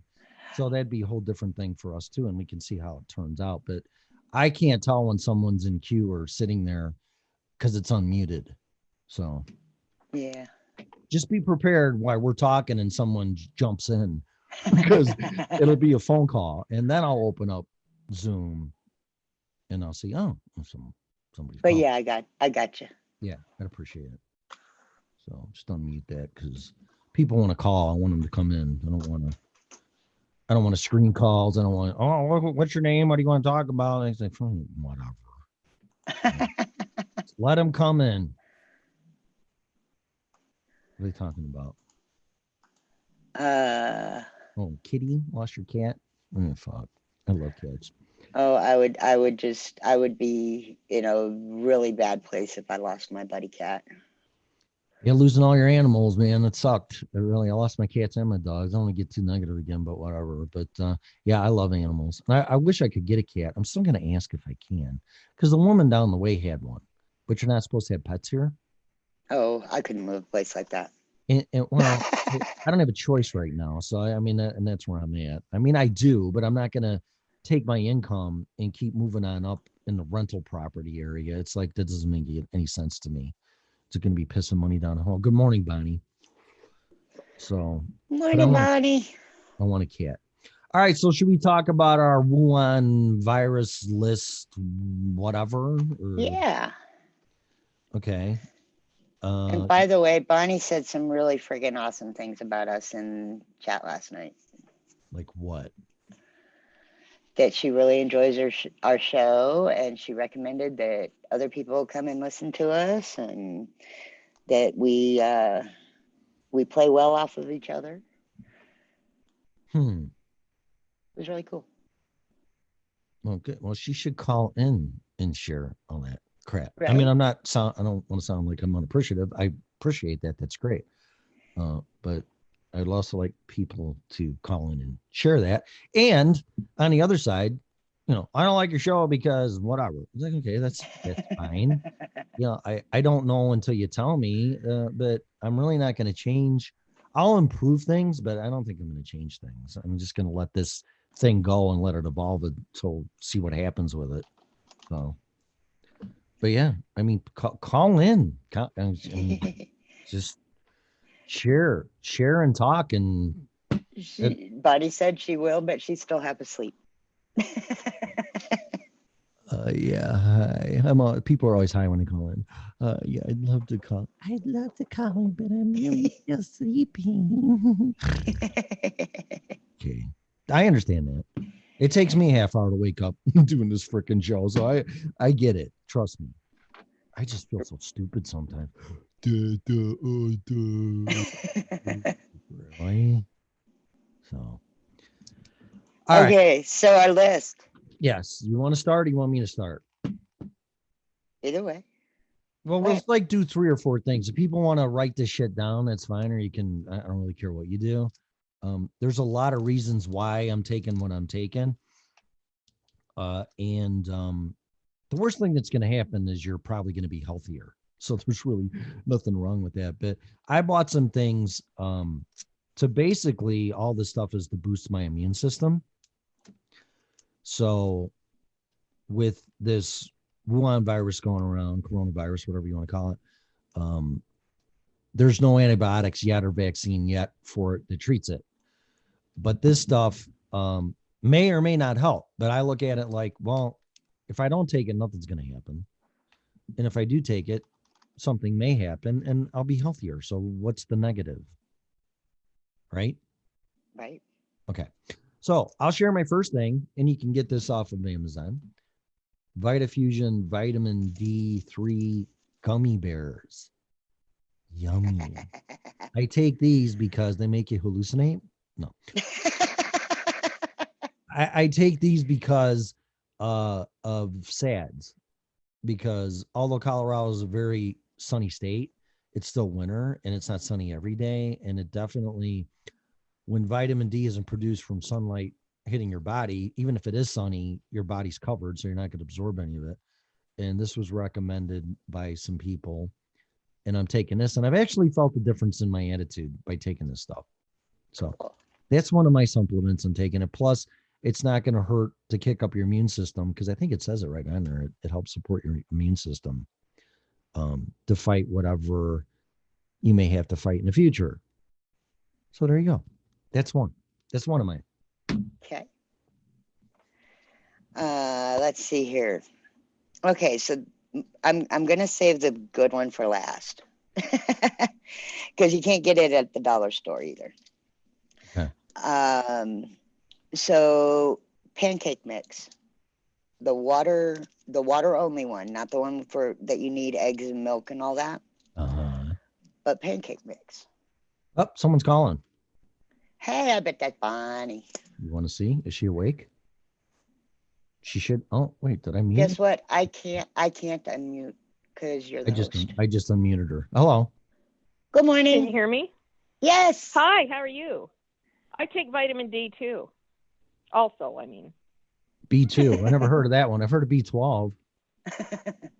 D. Oh, D. Oh, see, I'm not awake yet. D is in David. 3 is in the number 3. D is in dumbass. 3. Okay, I get it. Why don't you just take the show over, Melissa? Wow. Hey, I've got a dog hanging over me wanting to play catch, and 2 cats wanting to be fed. And You're in I'm heaven. trying to wake up. So You're in heaven. I am. Yeah, I love that. My critters are like the world to me, so, and they do get me outside when we happen to have sun here in Western Washington. So Washington State? Yeah. Right by Seattle? Yep. Yeah, about 30 miles north. I love Seattle. Oh my God. I thought about moving there, but quite honestly, I didn't want to deal with the rain and all that crap. So, but I love Puget Sound, and we even went up to Canada, whatever that Providence was. It was just in Victoria. I tried to get to Victoria Island. Is that what it is? What's that island? Yeah, Victorian, British Columbia. Yeah. That's it. Yeah. BC. Oh my God. How beautiful. Oh man. Yeah. So much fun. If you get into Seattle itself and just east of it, it's in the rain shadow of the Olympic Mountains, and it does not get as much as just going 30 miles north. That's kind of in the convergence zone. Really? And let's see. Yeah, it's not bad. And when you get closer to like Portland in southwestern Washington, like Longview and that, it's warmer and it doesn't rain quite as much. And, plus there's a lot of rural areas around there if you don't like the city, but, you can be either close to Portland or go up Seattle or, just right around that area in the rain shadow. And it's not as bad as it is here in the convergence zone. I'm just in the pit of, rust hell, where I live, but it's beautiful. So you're north of Seattle. Yep. I'm north and a little bit east in the Snohomish River Valley in a little town called Snohomish, which is like the antique place. People love to go there and weekends and shop antiques and go to all the little shops. It's fun to visit. Sounds like fun. Yeah. I would have a ball. Yeah, that'd be great. Yeah, a lot of Oh, people. you would. Lots of little restaurants. Yeah. Oh my God, Anthony's. Have you ate at Anthony's right there in Puget Sound? Yeah, yeah. Oh, yeah. It's about 12 miles. Oh, 12 miles from me. the best clam chowder on the planet. Like, oh my God. Oh, you're making me. Oh, hungry. yeah. Oh, so good. It's so different. And lots of little micro brews. Yeah, lots of little micro brews, local ones for those who enjoy that. And we even have a little place in town that now has a license to make its own hard liquor. You know, little shop where you can go in and take samples and Whoa. you know, pay a fee or there's all kinds of places. You know, just a lot of little fun things. Everyone in Snohomish actually have a lot of fun things to do, believe it or not. No, we need to Seattle's in the great. rain. Yeah, Seattle's great. It's like just walking up and down Puget Sound and Pike's Place and all that stuff. I mean, that's just amazing. They're throwing the fish around. Yeah, and they're remodeling it. Oh, are they? They're remodeling Pike Place too, so it's actually, you know, a little safer, you know, and stuff. But it's still going to have the same feeling. But they're just doing some earthquake upgrades and stuff like that, and they just took down the the highway that was just kind of down below or in front of it now, and so you can look right over the water and the pier, and there it's going to be amazingly beautiful in about a year. What they're planning to do. Nice. Yeah, I love Seattle. As long as we don't get shut to the ground by the mega quake. Are you guys experiencing any earthquakes or no? Very rarely. The last one that was a magnitude 4, I didn't feel. Yet 5 miles away, one of the shows on YouTube, Marfugel, he felt it and actually moved. It almost threw him out of the bed. He's only 5 miles away. Oh my God. So he moved away. I didn't feel it. I was sound asleep. The dogs didn't bark. The cat didn't meow. You know, we were just the difference in the type of ground we're on, I guess. So either that or I'm just getting so old it doesn't matter anymore. So. Who gives a shit? We're gonna die someday. That's right. That's Where's right. my Starbucks? You know, kind of like bring it on. Yeah, just bring me my Starbucks and some Anthony's clam chowder. I could care less. I would be fine. And a little piece of garlic toast with some clam chowder might be good. You know, something like that. Excellent. Yeah. Yeah. Nice big salad, Anthony's salad. They make great salads and salmon and Dungeness crab, you know, all the local sea. Oh my God. There. Oh yeah. Seafood here. here. Washington. Go ahead. Washington State razor clams. Oh, they're all so good. What's the now you're bringing back memories. We took a tour right off of Puget Sound. You take a boat and you go west, and there's an island out there, and you can go on. I think a military base is out there, if I'm remembering right, and you just take. Oh, you're talking about Whidbey Island. Whidbey Island. Yeah. They've got the fort out there, and the key island ferry. My brother has a summer house right next to that ferry boat, and it can take you either across to the peninsula or the opposite way right to Puget Sound. Mm-hmm. You know, but Whidbey Island is one of the longest islands, I think, in the country.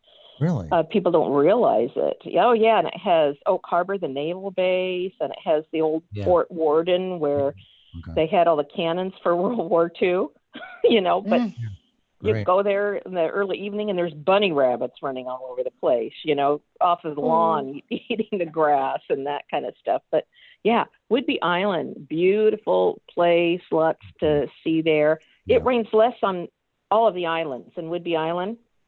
It's kind of in the banana belt. And yeah, you don't get near as much cloudy weather over on any of the islands. And Whidbey Island is large. I mean, and it's very rural pretty much. Mm-hmm. Couple, Oak Harbor and is probably the biggest city, and I don't think it's probably over, not including whatever's on the base, probably 15,000 people, something like wow. that. And yeah, there's lots of people and I think most of the taxes are lower because it's part of Island County, so you don't pay as much property taxes. And there's a shocker. But sometimes.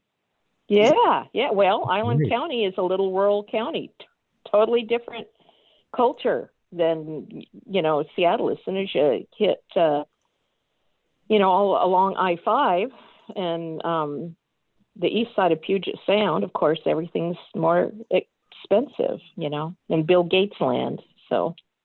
Right. Huh. Okay. Yeah, I remember seeing Boeing. Oh yeah, Go ahead. Oh yeah. Yeah. Did you go in to the building in the tour? No, we just drove around it Boeing? because we were thinking of my ex-wife is from there when she was a little girl, so it was always sentimental to go out there. And then we took some horseback riding lessons from a place called Happy Jacks, and that's really east of there, like an hour and a half from Seattle. And a lot of people don't realize, and I didn't, that like you're saying, the climate's different depending on where you're at in Washington State. And there's actually a desert area part of that state, which the further east you go from Seattle, the more desert terrain it is. As soon as you go east and over the Cascade Mountains into eastern Washington, there's desert, there's rimrock canyons, that look like the Grand Canyon. Mm-hmm. Property is really cheap over there, very small rural. That side of the mountains, very conservative. That's Republican land,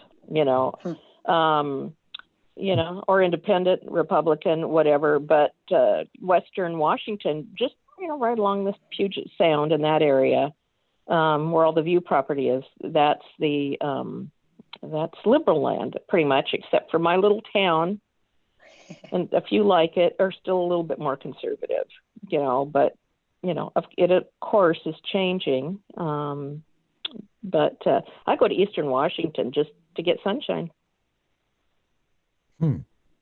Lots of fishing.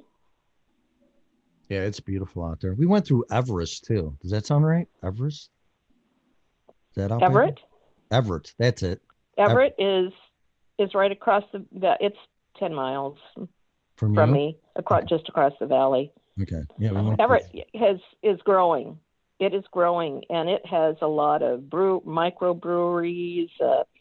They're remodeling, all of that waterfront. There's, in the summer, little ferry boat that goes across to Jetty Island, and you can go out and lay on the sandy beach, and oh gosh, there's so many things to do, and of course, lots of hiking when you go up towards Granite Falls, and you can take the Mountain Loop Highway in the summer all the way through that way and around through the mountains and back through a little town called Darrington, and the North Cascades Highway, which takes you a loop over the mountains down eastern Washington and back over to western Washington and highway. I mean, you could spend several weeks just driving around. That's if you kept driving. Didn't, stay a couple days in one place, and it's just diverse. You would think you were in a totally different, place between eastern Washington and western Washington. They look nothing alike. Wow. I was in a restaurant and they had a map in the bathroom, in the men's bathroom, and it showed all the different terrains from the ocean to the mountains to the desert to all the stuff that's there in Seattle. And it said there's no place in the world that is like this, that has all those different multi-terrains available to you in one geographical location. Oh yeah, within 150 miles in any direction from where I live, there's terrain that's totally different. Right. Yeah, mountains. I'm like in the center of it. Like, yeah. It's central Washington is more plains and grasslands, a lot of bird hunting, And then you go a little farther north and from central Washington, which is the east side of the mountains, and you're up at, Grand Coulee Dam and Rimrock Canyons. And you go a little farther east to northeast Washington, and it looks about the same as northern Idaho, especially right along the border between them and more pine trees. And then you go down to southeastern Washington, and you have the Palouse Hills, which are, kind of rolling grasslands. So it's just amazing. I'm just, I take it for granted very often, having grown up here. So, but I just always got to see a little bit of everything, that, is beautiful. And I've driven around the Grand Canyon and Yellowstone and about as far east as the Mississippi, all around the country, just for driving and camping trips, primitive campgrounds and stuff like that. And I'll tell you, had to drive a lot farther to see different landscapes and just people. And, here you're in the city, and then an hour later you're in a little tiny rural town with, everybody wearing coveralls and straw hats. Country. You're in the country. Yeah. Cool. In the country. Yep. Have you ever been to Washington? Darrington? Oh. Mel? To where? No, Mel. I'm asking Mel. To where? I'm asking Mel if she's ever been there. I got it. No, there's very few places I haven't been in the U.S., but the Northeast and Northwest are both. I've been up there, but not enough to comment on anything. You got to go there and spend some time. That is such a beautiful place up there. Oregon was actually one of the places that was on our list of places to possibly move from here to. But I think the weather up there would be a little rough on me. Depends. What kind of, are you talking about rain, or are you talking about what? Because Eastern Oregon is like Eastern Washington. It's more desert. You've got mountains. See, that I did not know. Oh yeah. It's Eastern Oregon. I've even thought about moving down there. And in the winter, if you're up by Bend, or south of Bend, Oregon, and up in that, they've got snow skiing in the winter, and then it's dry and warm. I mean, Eastern Washington, just like Western Washington or Eastern Washington, is totally different from the west side of the Cascades. The Cascade Mountains run right down the middle of both states, and east and west are different politically and weather-wise. Well, I just may have to lots of farms. Take another look then. Oh yeah, it's beautiful. Oh, I think you'd like traveling around Oregon and, the different hills. Lots of farming in Eastern Washington and Eastern Oregon. Lots of farms and ranches and just all kinds of different stuff. Cool. Well, there you go. And easy to grow stuff. Yeah, that helps too. You like your garden. You're growing crap, aren't you? Or trying to here? Me? Yeah. I tried to last year and failed miserably. The only thing that grew was my medicine plants and my sunflowers. Everything else, nothing popped. I'm kind of anxious for spring to get here this year to see if all that stuff that I planted last year pops up this year, because I pulled some dirt to grow something in the house and I had some sprouts come out. That's what it is. Yeah, probably if it's the same soil, then it's not the pH of your soil. It's probably just the amount of watering that they're getting when they're little plants. Got to keep that soil. So after like 2 inches deep, if it's dry, you got to just spritz a little water on those baby plants, and then once they take hold, they'll go. I'm a big organic gardener, so. I've always had a black thumb, and I'm trying to get past it. Oh, you can get past it. You just need some information. You need someone to, show you the ropes. It's not easy. It's not easy to garden or farm unless you know, Yeah, the order of things and I'm much what better to with look for. animals than I am with plants, apparently. Well, there's some plants that I don't have any luck with that other people do, but I have tomato plants come up every year. They seed themselves, but the winters are so mild here that the seeds survive, and I get tomato plants popping up all over my yard. Lots of because they're hybrids, or not hybrids, but they're heirloom. So they reseed themselves every year. Yeah. So, and I've got lettuce coming up all over because it's been a mild winter, and they seeded themselves. And I've got different kinds of lettuce plants coming up all over the place. So, because they'll do okay in a light frost, 32 degrees, 30 degrees, they'll be okay. So it was mild winter. Cool. So is Bonnie the one who was saying nice things about us? Yes, she is. Okay. I have some questions. Yeah, and I was telling the truth. I was telling the truth too. Why would you do I'll tell that? you when I disagree. Okay. I'll tell you.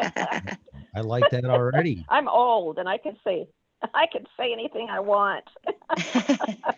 As you should. That's perfect. What we do here. So what do you listen to the show on? Yeah, so I'm listening. Let's see, what am I? Oh, right now I went to YouTube, but I go to Freedom Network and Spreaker. I listen to all those. I just happens to be when I open my computer in the morning what I was last on, and I refresh. So it's on your computer then. You're listening on your computer. Yep, it's on my laptop. Okay. It's on my laptop. Yeah. Cool. Yeah. So I can see, and I can it's all fun. I just have it muted because I've learned that I don't want to get a feedback and timing off and all that. So even though I'm ancient, I'm kind of I'm a little bit of a techie, to believe it or not. So, but you guys are great. And I wouldn't keep checking in and listening in if I wasn't totally entertained. And, I wake up and I sit down after I've fed the critters, and you've probably been on for a little bit, but then I push all the critters out of the way and open up the laptop and listen in. Wow. That's awesome. So what do you like? I mean, what do you, because you're the first feedback that we got, and I'd like some type of guidance as to okay. Number one, I like the fact that you speak your mind, that you question things. Even your process of kind of thinking while you're talking, and that is great. I love the banter between you, both of you. And I like the fact that you say what you don't like. You see, too many people do not do that on radio and television. No, they don't. They're afraid to. Yeah. And that's boring if they don't. See, you're not boring. So else I wouldn't be on listening. So I wouldn't, this early in the morning here on the West Coast, I definitely wouldn't be. But no, because I love the banter. Yeah, you're an hour behind us. So yeah, wow. Okay. Go ahead. I'm sorry. Yeah. No, that's okay. You don't have to apologize. I got to learn to listen when you're chatting, because I do talk a little bit too much sometimes. No, there's a delay too, but it's not all you. It's not all you. Okay, I just need to pause and count 3 seconds, and then I should know better. I remember being taught that rule. Pause, wait for 3 seconds or so when somebody stops and then start talking. I remember that. Wow. I hadn't thought about that in years, but it's so ingrained. Well, it helps fill our time. It helps fill our time more too. So start doing that.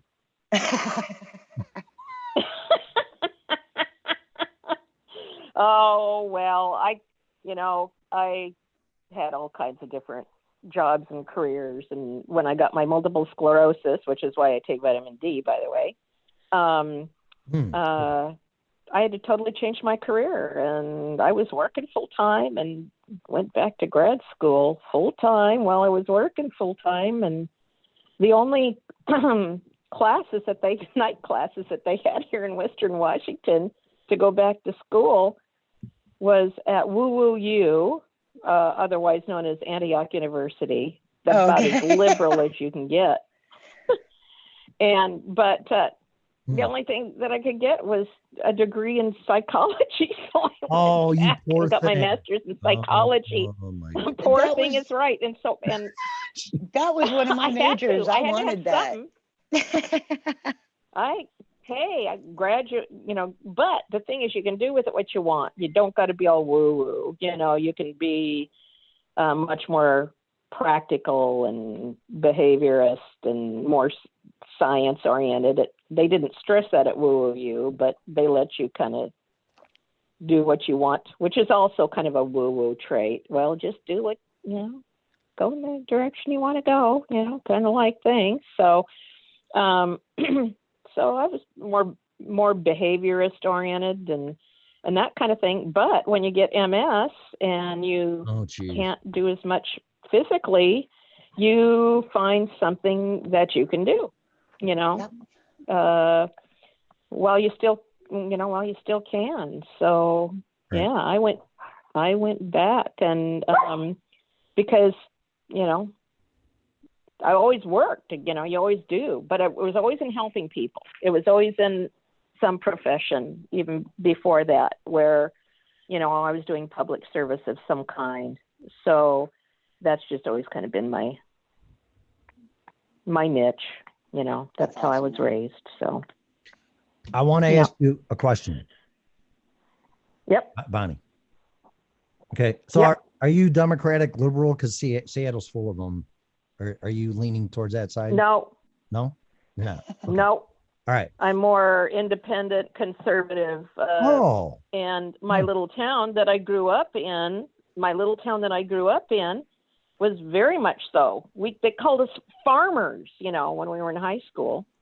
So because we were this valley, we raised peas in the valley and corn and dairy cattle. And so 30 miles from Seattle, two different worlds.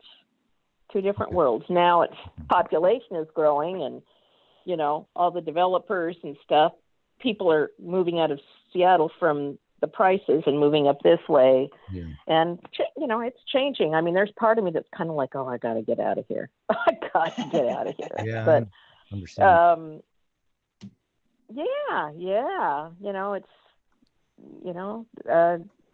I grow my vegetable garden out there and I have grapes. I have 3 grapevines, hops, in my yard. And here's all these neighbors because they've been cramming houses in, and I'm like on almost, it'd be 2.25 city. It's 2.25 city lots just about, which is pretty big for when they were lots then. And little kids park next door, and there's little kids, people go in there and, I'll pick grapes and give them to their moms, even though they have seeds in them. They've never seen where stuff grows, and I make sure, they get to see what a yard was like. And this house got my family through the Great Depression. It was built in 1885, and my dad was born in it, in 1921. So it's been in the family over a century, and I've still used, there's a lot of the same fruit trees. The grapevines are about a century old, and family moved out from Michigan in Wisconsin and Tennessee, both sides of the family, and just kind of merged here. And so very country, rural. And that's how I grew up. And I just keep that little perimeter right around me, this little bubble with a in shotgun. liberal land. With a shotgun, right? That is absolutely amazing. Well, Mama. if someone saw a shotgun or thought you had one, they'd probably be calling and you'd probably be surrounded with. Oh yeah, I'm sure. I'm sure you would. Actually, but a lot of people, still are there. Everybody, a lot of dogs in the neighborhood. People walk their dogs here, here in town. I meet more people. Lots of dog walking here in my neighborhood. It's a smaller, quieter part of town. It's the old part of town. And people go for walks. People push their strollers and go to the little kids park right next to my house. And if I take Sherman out for his walk and for training, I probably run into 10 people walking their dogs. Nice. Just within 6 blocks. Yeah. Yeah. So it is what you make it. It is what you look for. I just ignore all the stuff that gets under my skin, and I look for the stuff that makes me happy. Well, that's what it's all about. I have another question for you.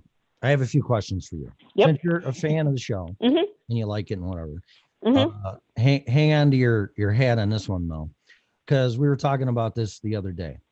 And she's looking at ratings and this and that. I'm setting this up for you why I'm going to ask you this. So first of all, I'm just going to ask you, did you listen to the show when we had Anita on, which was Mel's friend? Did you hear that show? On Tuesday. No, I didn't. Oh, No, okay. I didn't get to hear that All one. right, then never mind. Because I wanted to know your feedback on it, because you're the first person that's called, because on that day our ratings went up. So we're like trying to figure out what's going on. Why would they go up? Well, so what was maybe it's there's banter between going on, multiple people. Could have been also. Well, Anita is very, very liberal, anti-Trump, way further left. Oh, that answers it. Way further left than I am. That is why people love friction. Drama. They can't wait to hear the next thing that happens. That was what somebody else told me, was that it was the drama that boosted the rating. It's drama from a social, psychological point of view. People are really confused in this country right now. And, what's liberal, what's conservative, what's in between, what people are searching right now. So they really get pumped when there's an exchange going on. So to get ratings up, we just got to have anti-Trump people on here, and we'll go through the roof, right? Hey, I can bring plenty of those. Actually, my dog is jealous of me talking here on the phone. He's licking my face. But he's just 10 months old. So German Shepherd, he's 80 pounds, but oh goodness, he's a klutz, and uncoordinated and very puppyish. So he is. But yeah, I'm, that it's good to actually get that on, because I think a lot of people don't know. They think they should be, just liberal or just conservative or just totally independent from everything. Yet we're all a little bit we agree with little bits and pieces, just not how it happens, just different reasons why we maybe agree on stuff or disagree.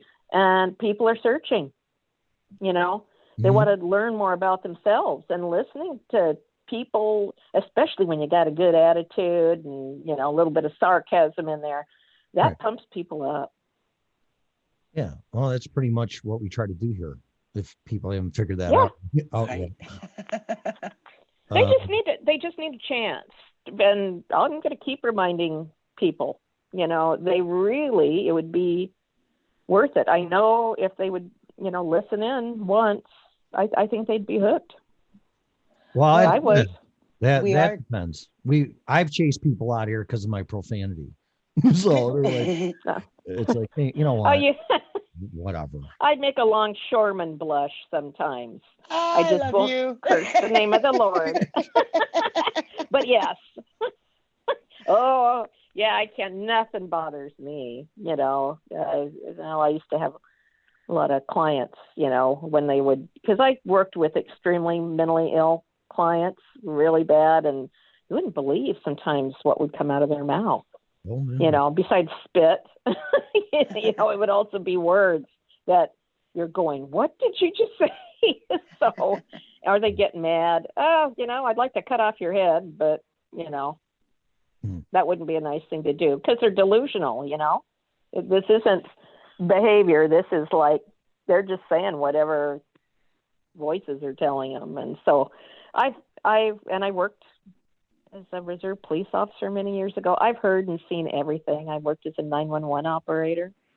Wow. So I've been called about everything that you can imagine. So it just rolls off my back. And you mellow out as you get older, not much bothers. Yeah, someone pushes you out and you go, okay, now that you've finished. Can we move on now? Is there anything else you'd like to say? It sounds like to me, Mel, we got to have some of your friends on here. Well, I can definitely have them come on. Oh, yeah, definitely. And then,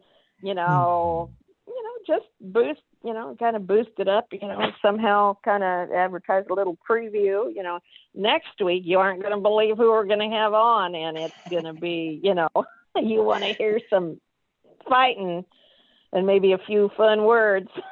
Don't miss this on Wednesday, kind of thing.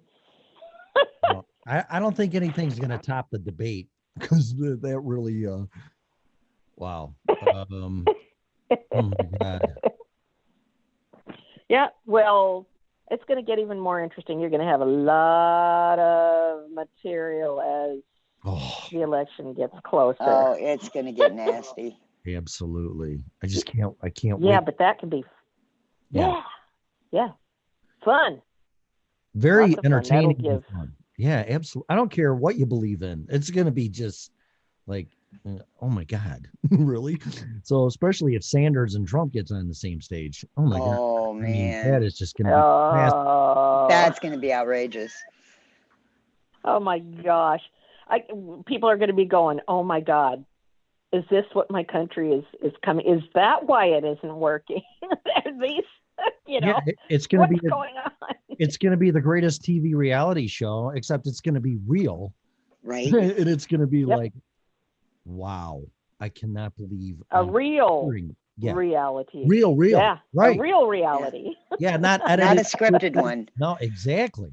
And it's going to be like, and that's people don't like scripts. They want I unpredictability. No, I don't. I don't. Go ahead. No, you're so quick to, spur of the moment comments. I think when it comes to observing people and interacting with people, I think you probably like to be able to hear something and give a quick comeback. I think that's kind of in your nature. Who, me? Yeah. No. Yeah. You got me totally wrong. Yeah. Oh my gosh. So you're just a shrinking violet. I was wrong. What yeah. What are you talking about? No,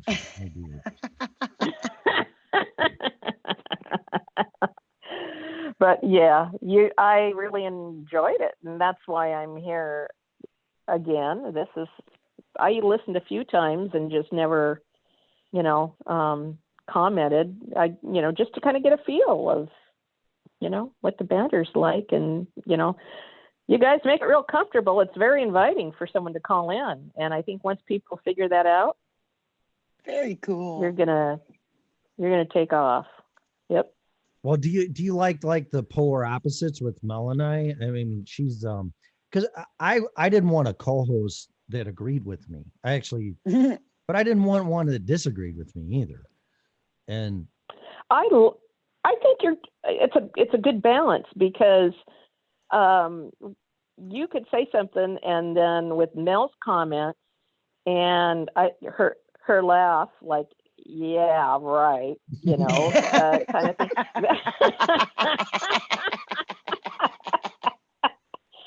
That adds fuel to the fire. That makes it entertaining. You see, I think having that friction and challenge and okay, what's it? Oh, she's going to react to that, or he's going to say, "No way, man!"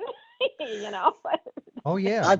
I'll tell you, there was a certain moment on Tuesday's show with Anita that she was talking about something, and I don't even remember exactly what was said, but I remember my brain clicking and going, "Oh man, he just opened the can of worms." I love cans of worms. Yeah, they taste real good. Especially when I'm fishing. Yeah, right. I'm sorry about the squeaking in the background. My dog just brought over his squeaky platypus and is trying to get my attention. Yeah. Give it to me. Look at me, Ma. Look Get at off me. my life. Yeah, whatever. That's a dog. Squeakies Sherman don't the last German. long in our house. Oh, we go to the pet store and I bring him in on the leash. Now he's trying to bark with the squeaky in his mouth. That doesn't work, Sherman. But he goes in on the leash and we walk through, and about once every few months, he gets to pick out his own squeaky toy. And people love him there. And we sometimes walk up the street, and, it's about a 3/4 of a mile or whatever. He keeps me exercising. That's another reason, keeping my legs strong. And he goes into Starbucks. Starbucks love him. The staff there love to take his picture. We go into the dollar store. I just said Starbucks, and he's cocking his head now. He says, "Oh, are we going to Starbucks? I get a puppuccino. Puppuccino. All right, let's go." Now he let go of the toy. Yeah, let's go. Let's go. Sure. Yeah. It's not boring around here. Not Good. at all. So Great. But anyway, I love the show. I love the banter. I like the differing opinion. I like it when Mel has a differing view, and I like her tone of voice when she kind of goes, I like that because I'm just waiting. So if you did get so if you do get some controversial people on, that just makes it even better.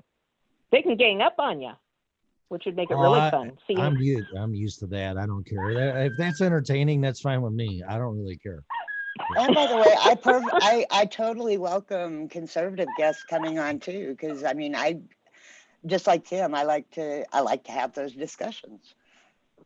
Oh yeah, because you need to be able to do that. It's and the differences of opinion. There just isn't conservative and liberal anymore. I mean, there's such it's so different now, and independence. And I'm more independent, which gets me into trouble sometimes, but always have been. That's more where I'm at, is the independent. Great. Yeah, that's right. I'm independent with the conservative, leanings on financial. Yeah. Right. I'm more libertarian and then conservative and then independent and Democrat. Yep. I mean, it all depends on what we're talking about. Oh, totally. Yeah, I don't vote on a party line. I'm totally a topic person. Will you take that toy and shove it up his ass, please? Because it's really fucking irritating. Sherman, bend over. There you go. You say sorry. Starbucks? No, I'm kidding. I couldn't resist. I'm kidding. I'm bad. But Mel really straightened my ass out with the immigration crap. I don't know if you heard that show. Oh yeah. Yeah. Yeah, and you know what? I liked how you started. Oh, well, I didn't know that. I didn't. That shows, yeah, and that did really. That was part of what drew me in. I'm going, yeah, she had information, for you to explore farther, and you considered it, and that was good. That was good, because you know what? There's a whole lot that I don't know, and I can be really opinionated, but if someone proves me wrong, I'll acknowledge it. Oh, you and me both. Yeah, that's to be respected. And yeah, that was good. I loved that exchange. I was sitting here talking to you guys quietly, watching you back and forth, talking to the screen on my laptop. Yeah, that was good. That was a good exchange. All it takes is one hard fact to change somebody's mind. Yep.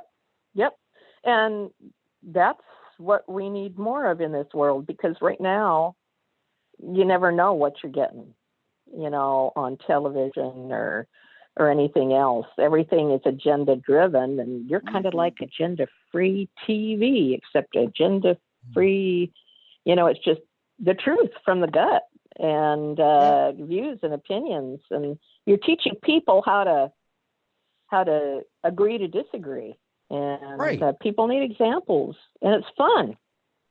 Well, exactly, because that's not what you're taught. We're all brainwashed in what to think and say, and listen to the news, and CNN's for the liberals and Fox's for the conservatives. But a lot of issues aren't abstract, and that's what they try to force down your throat, whoever they are. And the whole immigration thing again, which is a humanitarian thing, but it's also a legal thing. Mm-hmm. But when she brought that up, and said, they have to come here to get into the country. They can't do it with a web page and I'm like, that's really fucked up, man. That it is. And why would they let it be fucked up, so to speak? Somebody wants to keep it that way. Else it would change. And there lies the real problem in the question, in the issue, not the immigration, legal, illegal, whatever. There lies in the question, why is it that way? And why do they insist on keeping it that way? And that's why we keep screaming for immigration reform. Yep. But you just follow the money, if you really start focusing who's financially benefiting it and power-wise benefiting. But the question is, when everybody sees that it's wrong, how do you change it? How do you get them to change it? And first thing is, you don't vote for any lawyers ever again for Congress. No more lawyers. That's my philosophy in life. No attorneys. Just elect real people and with different experiences. And put your term in. Yes. Vote for real people and put your term in and get the hell out of there and go back to your life. That's what you're supposed to do. Yeah, and that's how it was created. Right. Yeah, we shouldn't have career Congress people. No. The framers of the Constitution didn't want it to be a full-time job. No. You come in, you do the people's work. You go away. They don't have time to meet with lobbyists because they've only got so much time to, get some laws passed, fix some problems, do some, approvals or decisions. And then if there's an emergency, come back. And things started going really south when it started becoming a career. Yes. And lobbyists, they got to take the money out of it. You just got big time. Get out of here. Get out of here. Yeah. Yeah. Yeah. Because that's causing more division in this country than almost anything else. It's the lobbyists, doesn't matter what direction, because they're causing so much conflict, and politicians feel an obligation. Someone says, hey, my PAC is going to contribute so much money to your next election, or we're going to, when your kid graduates from college, he's got a job, wink, wink. And pretty soon, they've just lost track of what we have hired them to do, so to speak. So we're the bosses, and people forget that. Yep. Well, since You since know? you said that, I'm going to contact my congressperson today and go, I think we should change the preamble of the Constitution from "we the people" to "we the lobbyists." Right. Really? Oh, I think that, but their politicians, they go, well, no, well, you don't really mean that, do you, sir? Yeah, actually, yes, They're I do. condescending. Yeah, no, yes, I do, because that's what you're doing. Yep. Absolutely. If that's the way you want it, then put your money where your mouth is and put it on paper and change the Constitution. That's what they want to do anyway. Yeah. So why don't you do that? Because that's what you're doing. Right. And what really gets me is you get, a conservative and a liberal who've been fighting words about policies and stuff. And then they say when they're giving a talk publicly, but so-and-so and we're still good friends. Well, then you just look like you really hated each other. I really doubt that they're good friends, Right. which is a politician for you. Just say it, don't say something that isn't so. Just, get to work, do your job, and let us know what you really believe. Because I don't know what any of them really believe anymore. Well, that's because they only tell us what we want to hear or what they think we want to hear. Yep. And that's very, very sad. But the framers of the Constitution did not intend for it to work they're rolling this way. over in their graves right now. Yeah, exactly. Oh, yeah. Yeah. All that hard work, and the risks that they took, and that's wars that people fought, and that's all kind of forgotten, and how we got here, so yeah. But let's hope the pendulum swings back. They say it does. We'll see. Not gonna. We're gonna get. I'm voting for Bernie. We're getting all free shit. I can't wait. Oh, but if you don't earn it yourself, you don't appreciate it as much. I don't care. I paid all my student loans back when I went back to school, and I appreciated it a lot more than if Bernie had paid for my going back to grad school. So, and to this day, I'm glad. It felt good that I paid off my student loans, and I earned that degree. Right. Well, yeah, because you put some sweat and tears into it. Not only did you go to school and get your education and study, you actually paid for it. So nobody can take that from you. So. Yep. And there's a lot of research, psychology, sociology that says and proves that people are happier. They are more likely to utilize something and appreciate it if they have to, put a little bit of skin in the game, hey, work. Right. You have to. Yep. The entitlement attitude's got to go away, and that's mostly with the millennials. And like, well, what do you mean I got to work for? My industry's screwed. In the HVAC, refrigeration, heating and air conditioning industry, nobody wants to work. Oh, yeah. And we are dying for technicians, dying for them. Wow. It ain't going to happen. You could easily come in this, you don't even need to get a degree, as scary as that sounds. You just got to go to school at night, learn enough, work during the day. And in 5 years, you're probably, depending on what part of the country you're in, with overtime, you're going to make six figures. Oh, yeah, they do out here. Yeah, because there's so much building and stuff going on. And yeah, it's good. And friends of mine that work in other tech, like phone service and wiring in Eastern Washington, Kevin, little tiny town in Northeast Washington, but he's 50 miles from Spokane. And, he's started a business, pulling cables, through buildings for phone systems and everything. And man, made a killing. It's worth that 50-mile drive, but he gets to live up in the hills and the pine trees, he and Jennifer, and nice. Raise their families out in the country. But yeah, there's but and it's cheaper to live back there. So he's done really well. So, I'll tell you, I would have made more money if I had gone into a skill, to be perfectly honest, because I worked for private nonprofits and, helping The people. nonprofit sector does not pay anything. No, it doesn't pay anything. But someone has to do it, Yeah. So those poor people, you got to help them so that they aren't causing havoc out there. And you see them happy and healing and getting better. My gosh, it's as good as the money in your pocket from your pay stubs. So yeah, the rewards. Yeah. I always say Yep, that but the rewards you get emotionally from something far outweigh any monetary compensation that you'll ever get. Oh yeah. But the money helps, so Well, at we got to least, have it to live. Of But course it does. Yeah, you're gonna die without it. So. yeah. Let me ask you something real close and very superficial with the sociopath. Okay, I like Socio- superficial. Yeah. Sociopath. What's your opinion or whatever on that?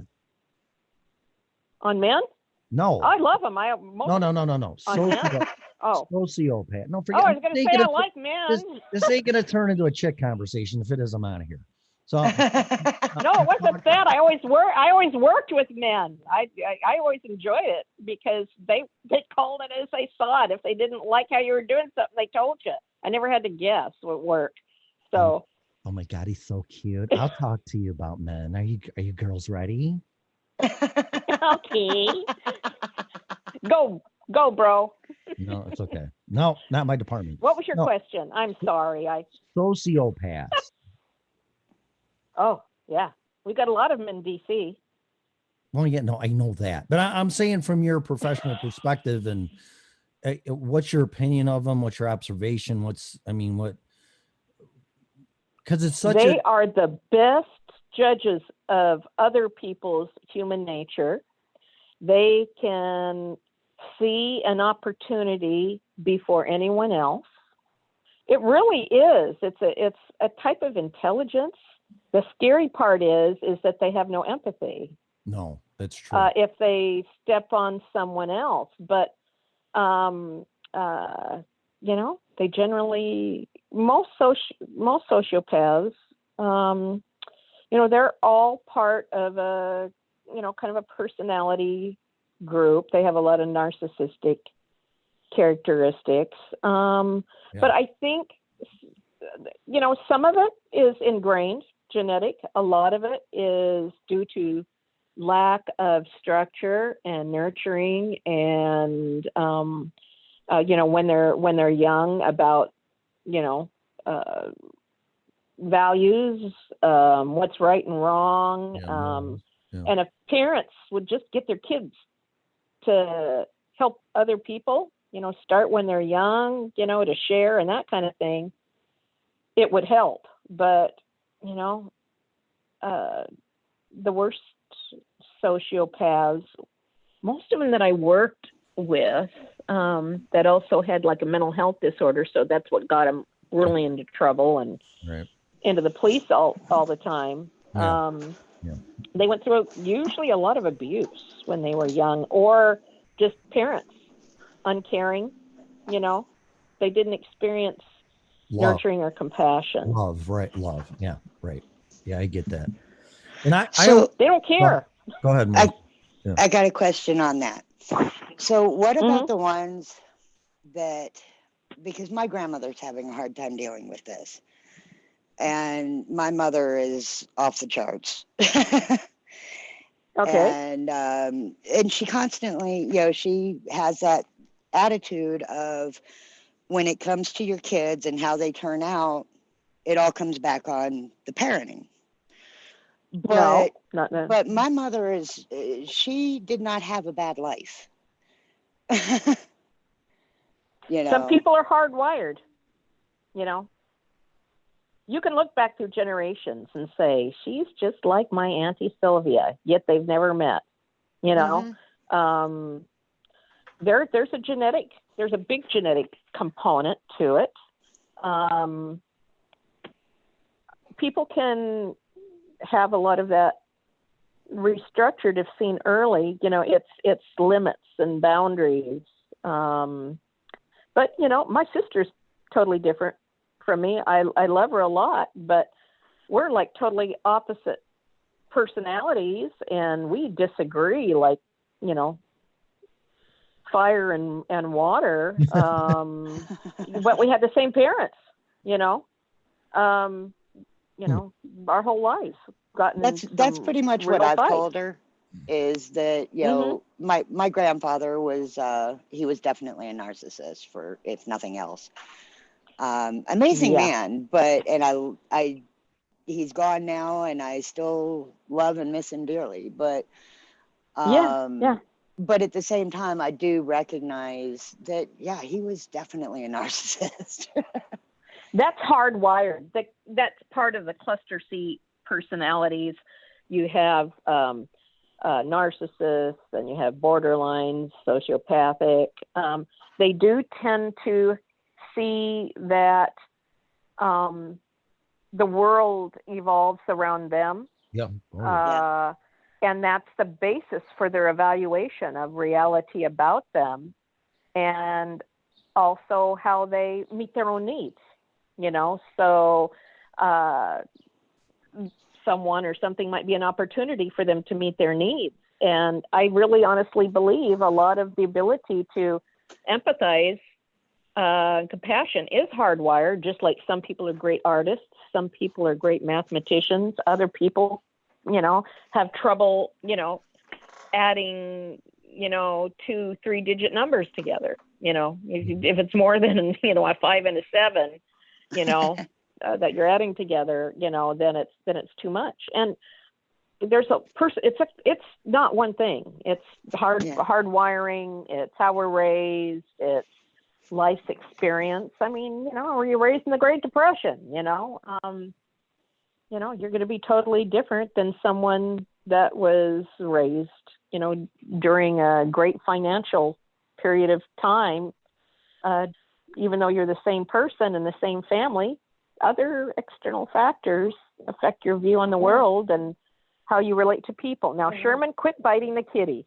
They're playing. No, the cat's encouraging him. They slap fight. Yeah. Yeah, my buddy dog's got scratches and scars all over his nose from Buddy Cat. Yeah. Oh, yeah. But the cat goes after him. I think, he's hurting the cat and take the cat away, and the cat goes running right for him and playing again. Now, Sherman.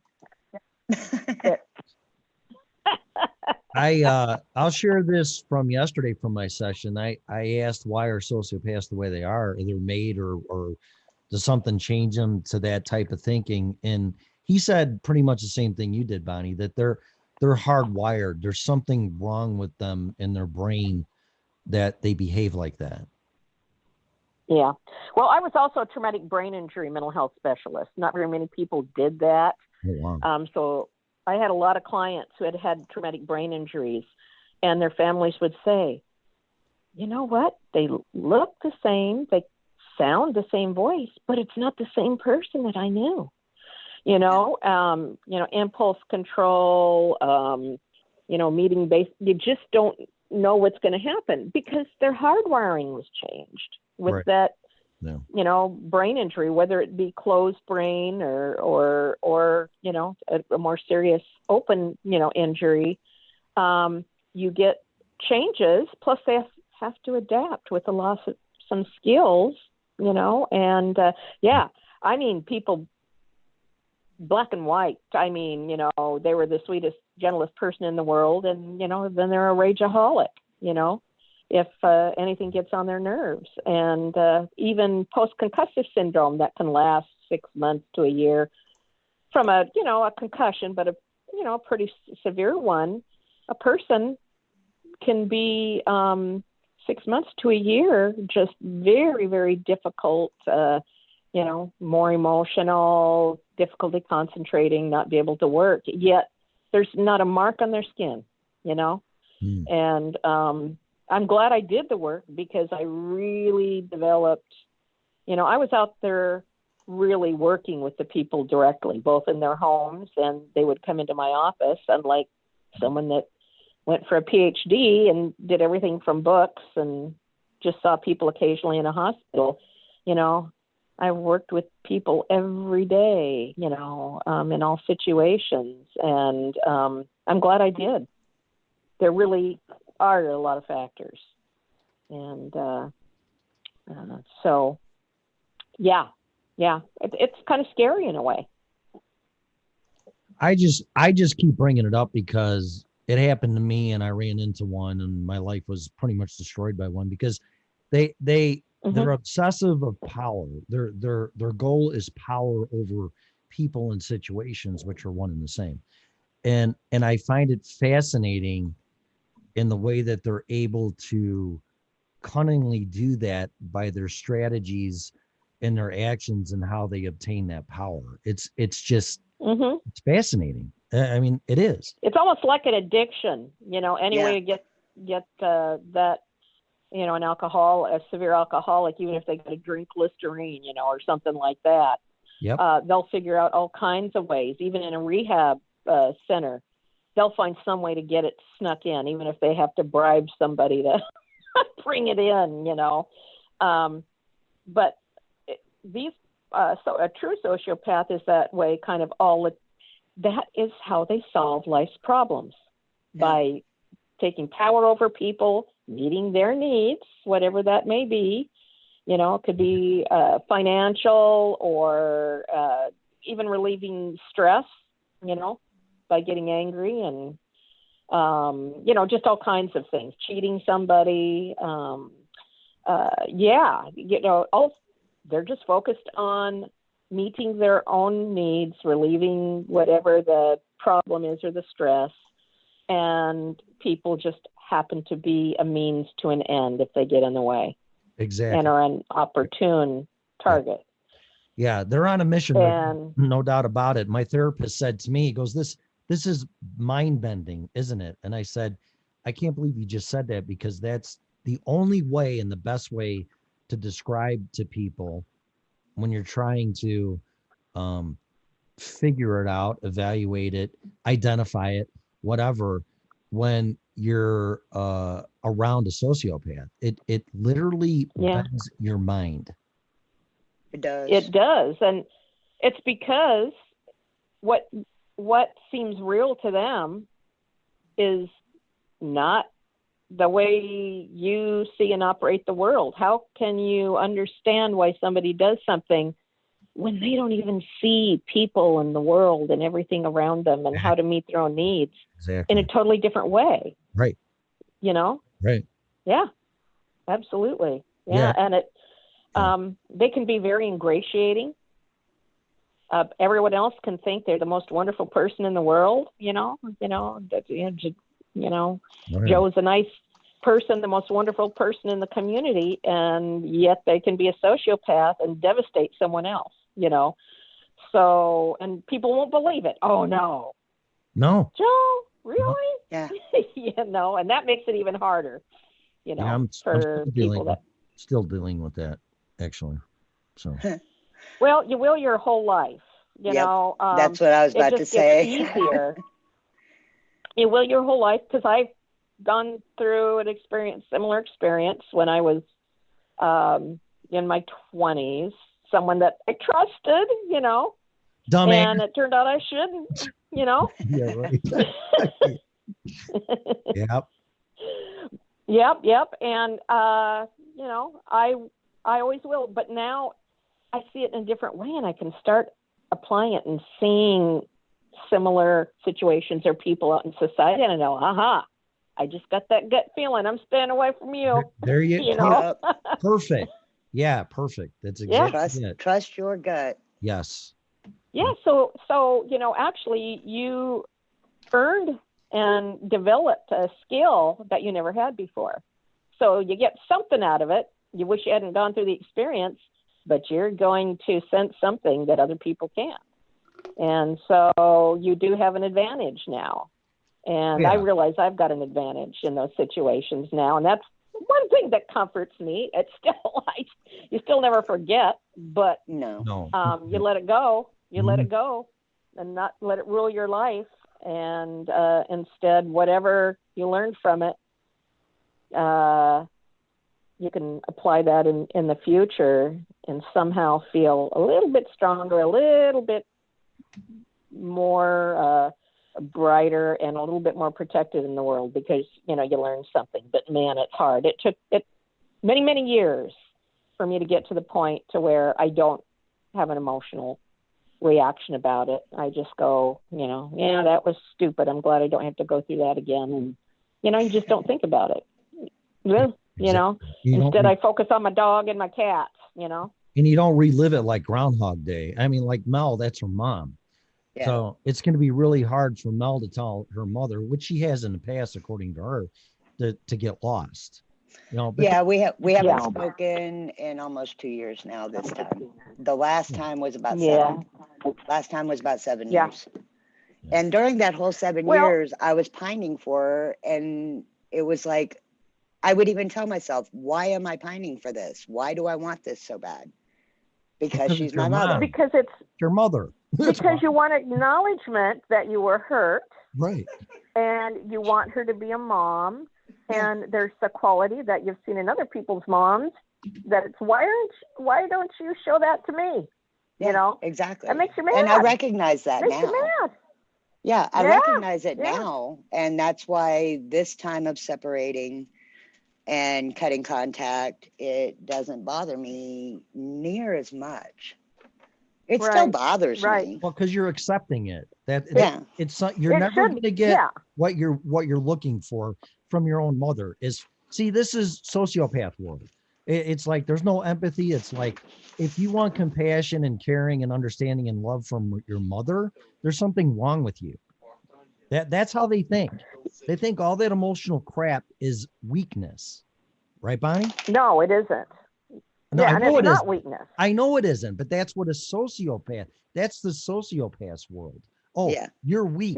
Yeah. So you need me. You're weak. Yeah. Go ahead. Whatever they say, you can say it better than me, but that's how I understand it. Well, no, you're right. And the thing is, they see your weakness as almost like you deliberately want to be taken advantage of. Exactly. Else you wouldn't be that way. Yes, you're a target and you're weak, so therefore I'm gonna capitalize on that and take advantage of you because you're weak and you're wrong. You're wrong for feeling that.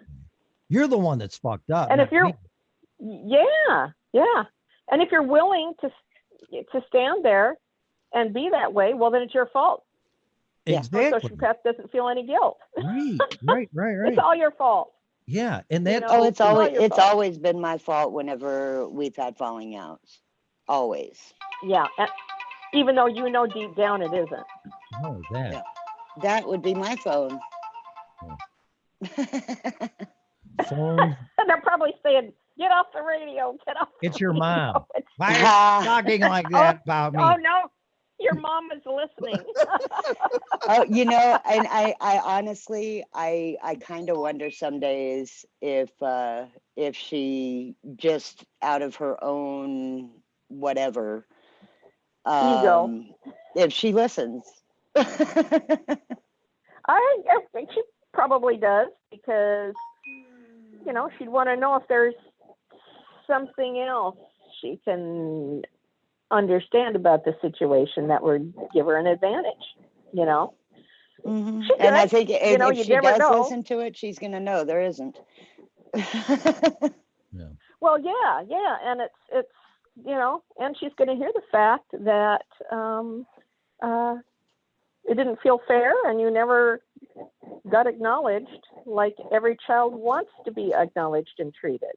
Of course. And you would sure like to know why. It's your mother. Yeah. Which I know you've seen me comment about my grandma, and she and I were estranged for many years because my mother got in between us and convinced us both that we were bad people, and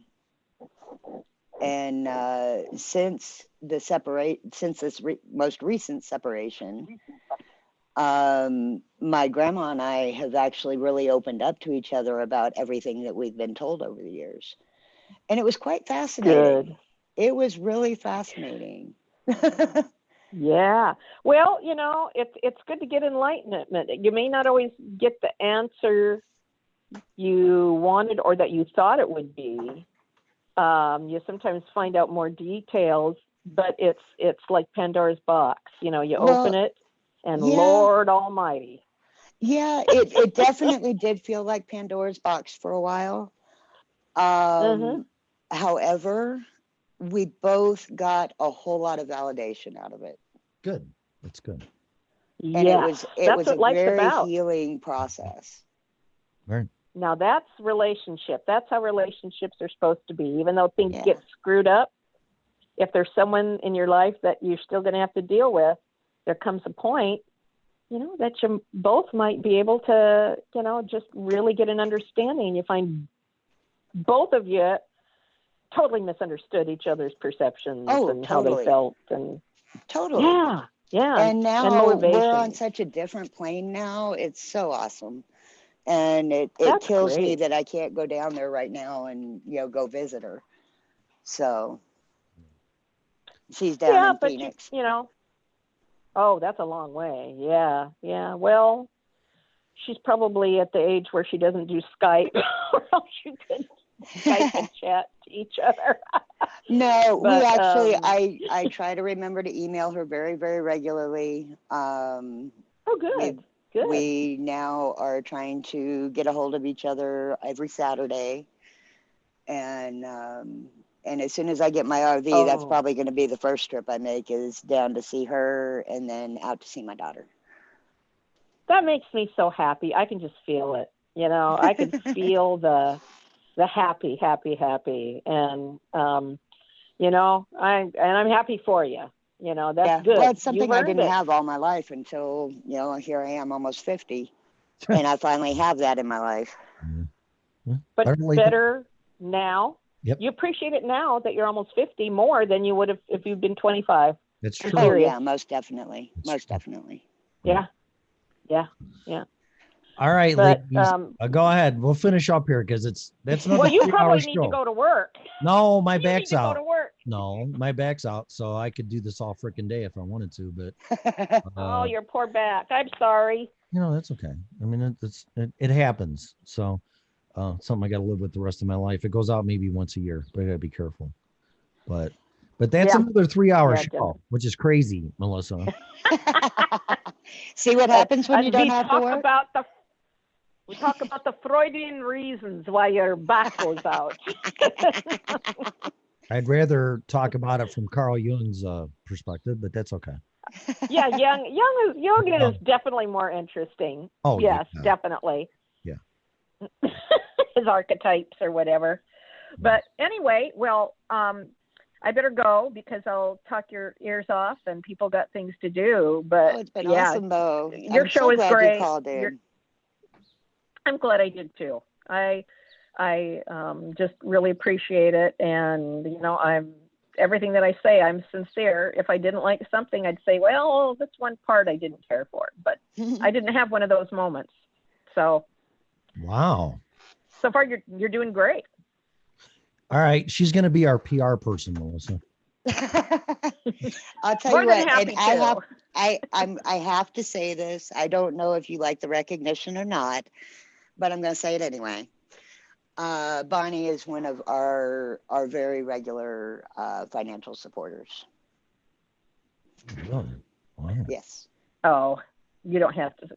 Hey, that's another proof of if I like something and I think it's worth it, I'll put money into it as an acknowledgement of my faith and what you're doing. You know, that's just me. That's how I am. I figure that's one way I felt of the need that expressing. I felt the need to recognize you for that, because you are Well, part of what helps us get all this cool new programming, and even down to the private server that we just got, that I'm in the process of setting up. Yay. So That's wonderful. thank you. Yeah, I remember you chat in the chat room. Looking forward to doing that, and that's exciting. But Yeah, yeah, she's doing- Attention. I read everything. I remember everything. So I do pay attention. well, and it's because of donors like you that give us that ability to be able to expand and make things a whole lot better. Well, people need to invest if they like something in the future. And there goes Amazon or Alexa talking in my ear, reminding me to do something that I already did. Hey, you're ahead of the game today. Yeah, I am. Anyway, yeah, well, thank you for acknowledging that. I don't need that because, when I donate, I when you give something, you give it with no expectations back. And that's, Right. that's my But- belief. That's And I know just that how I about you. am, but I'm happy. I'm happy though, if it helps. I really, really am. So And I it's an did expression recognize in that me. about the way that you communicate with me through email whenever you do something. And Mhm. that's why I started it off with, I don't know if you like the recognition or not, but That's okay. Yeah. Yeah. If it had bothered me, I think I probably, isn't there a comment that you want acknowledgement? I don't know if it is on that, if you donate, but I just don't care when we're there. I'm just happy if it helps. I'm just simple. I'm simple. So, but it was just my way of being able to say thank you, like in front of everybody. Well, thank you. And, I'm a fan. Oh, we got What one. can I say? We got one. Yay! We got to get some more. We got to start working on that. So I'm gonna really talk it up. So when you see me on other chats, Mel, give me a cue and I'll start advertising for you. Perfect. Okay. Well, I'm going to go now and walk the dog and, Walking the dog. do all those necessary things since he's crossing his legs and Oh. looking cross-eyed at me. So Don't forget the puppuccino. we are going to do that today because he didn't get one yesterday. So I don't know if we'll walk.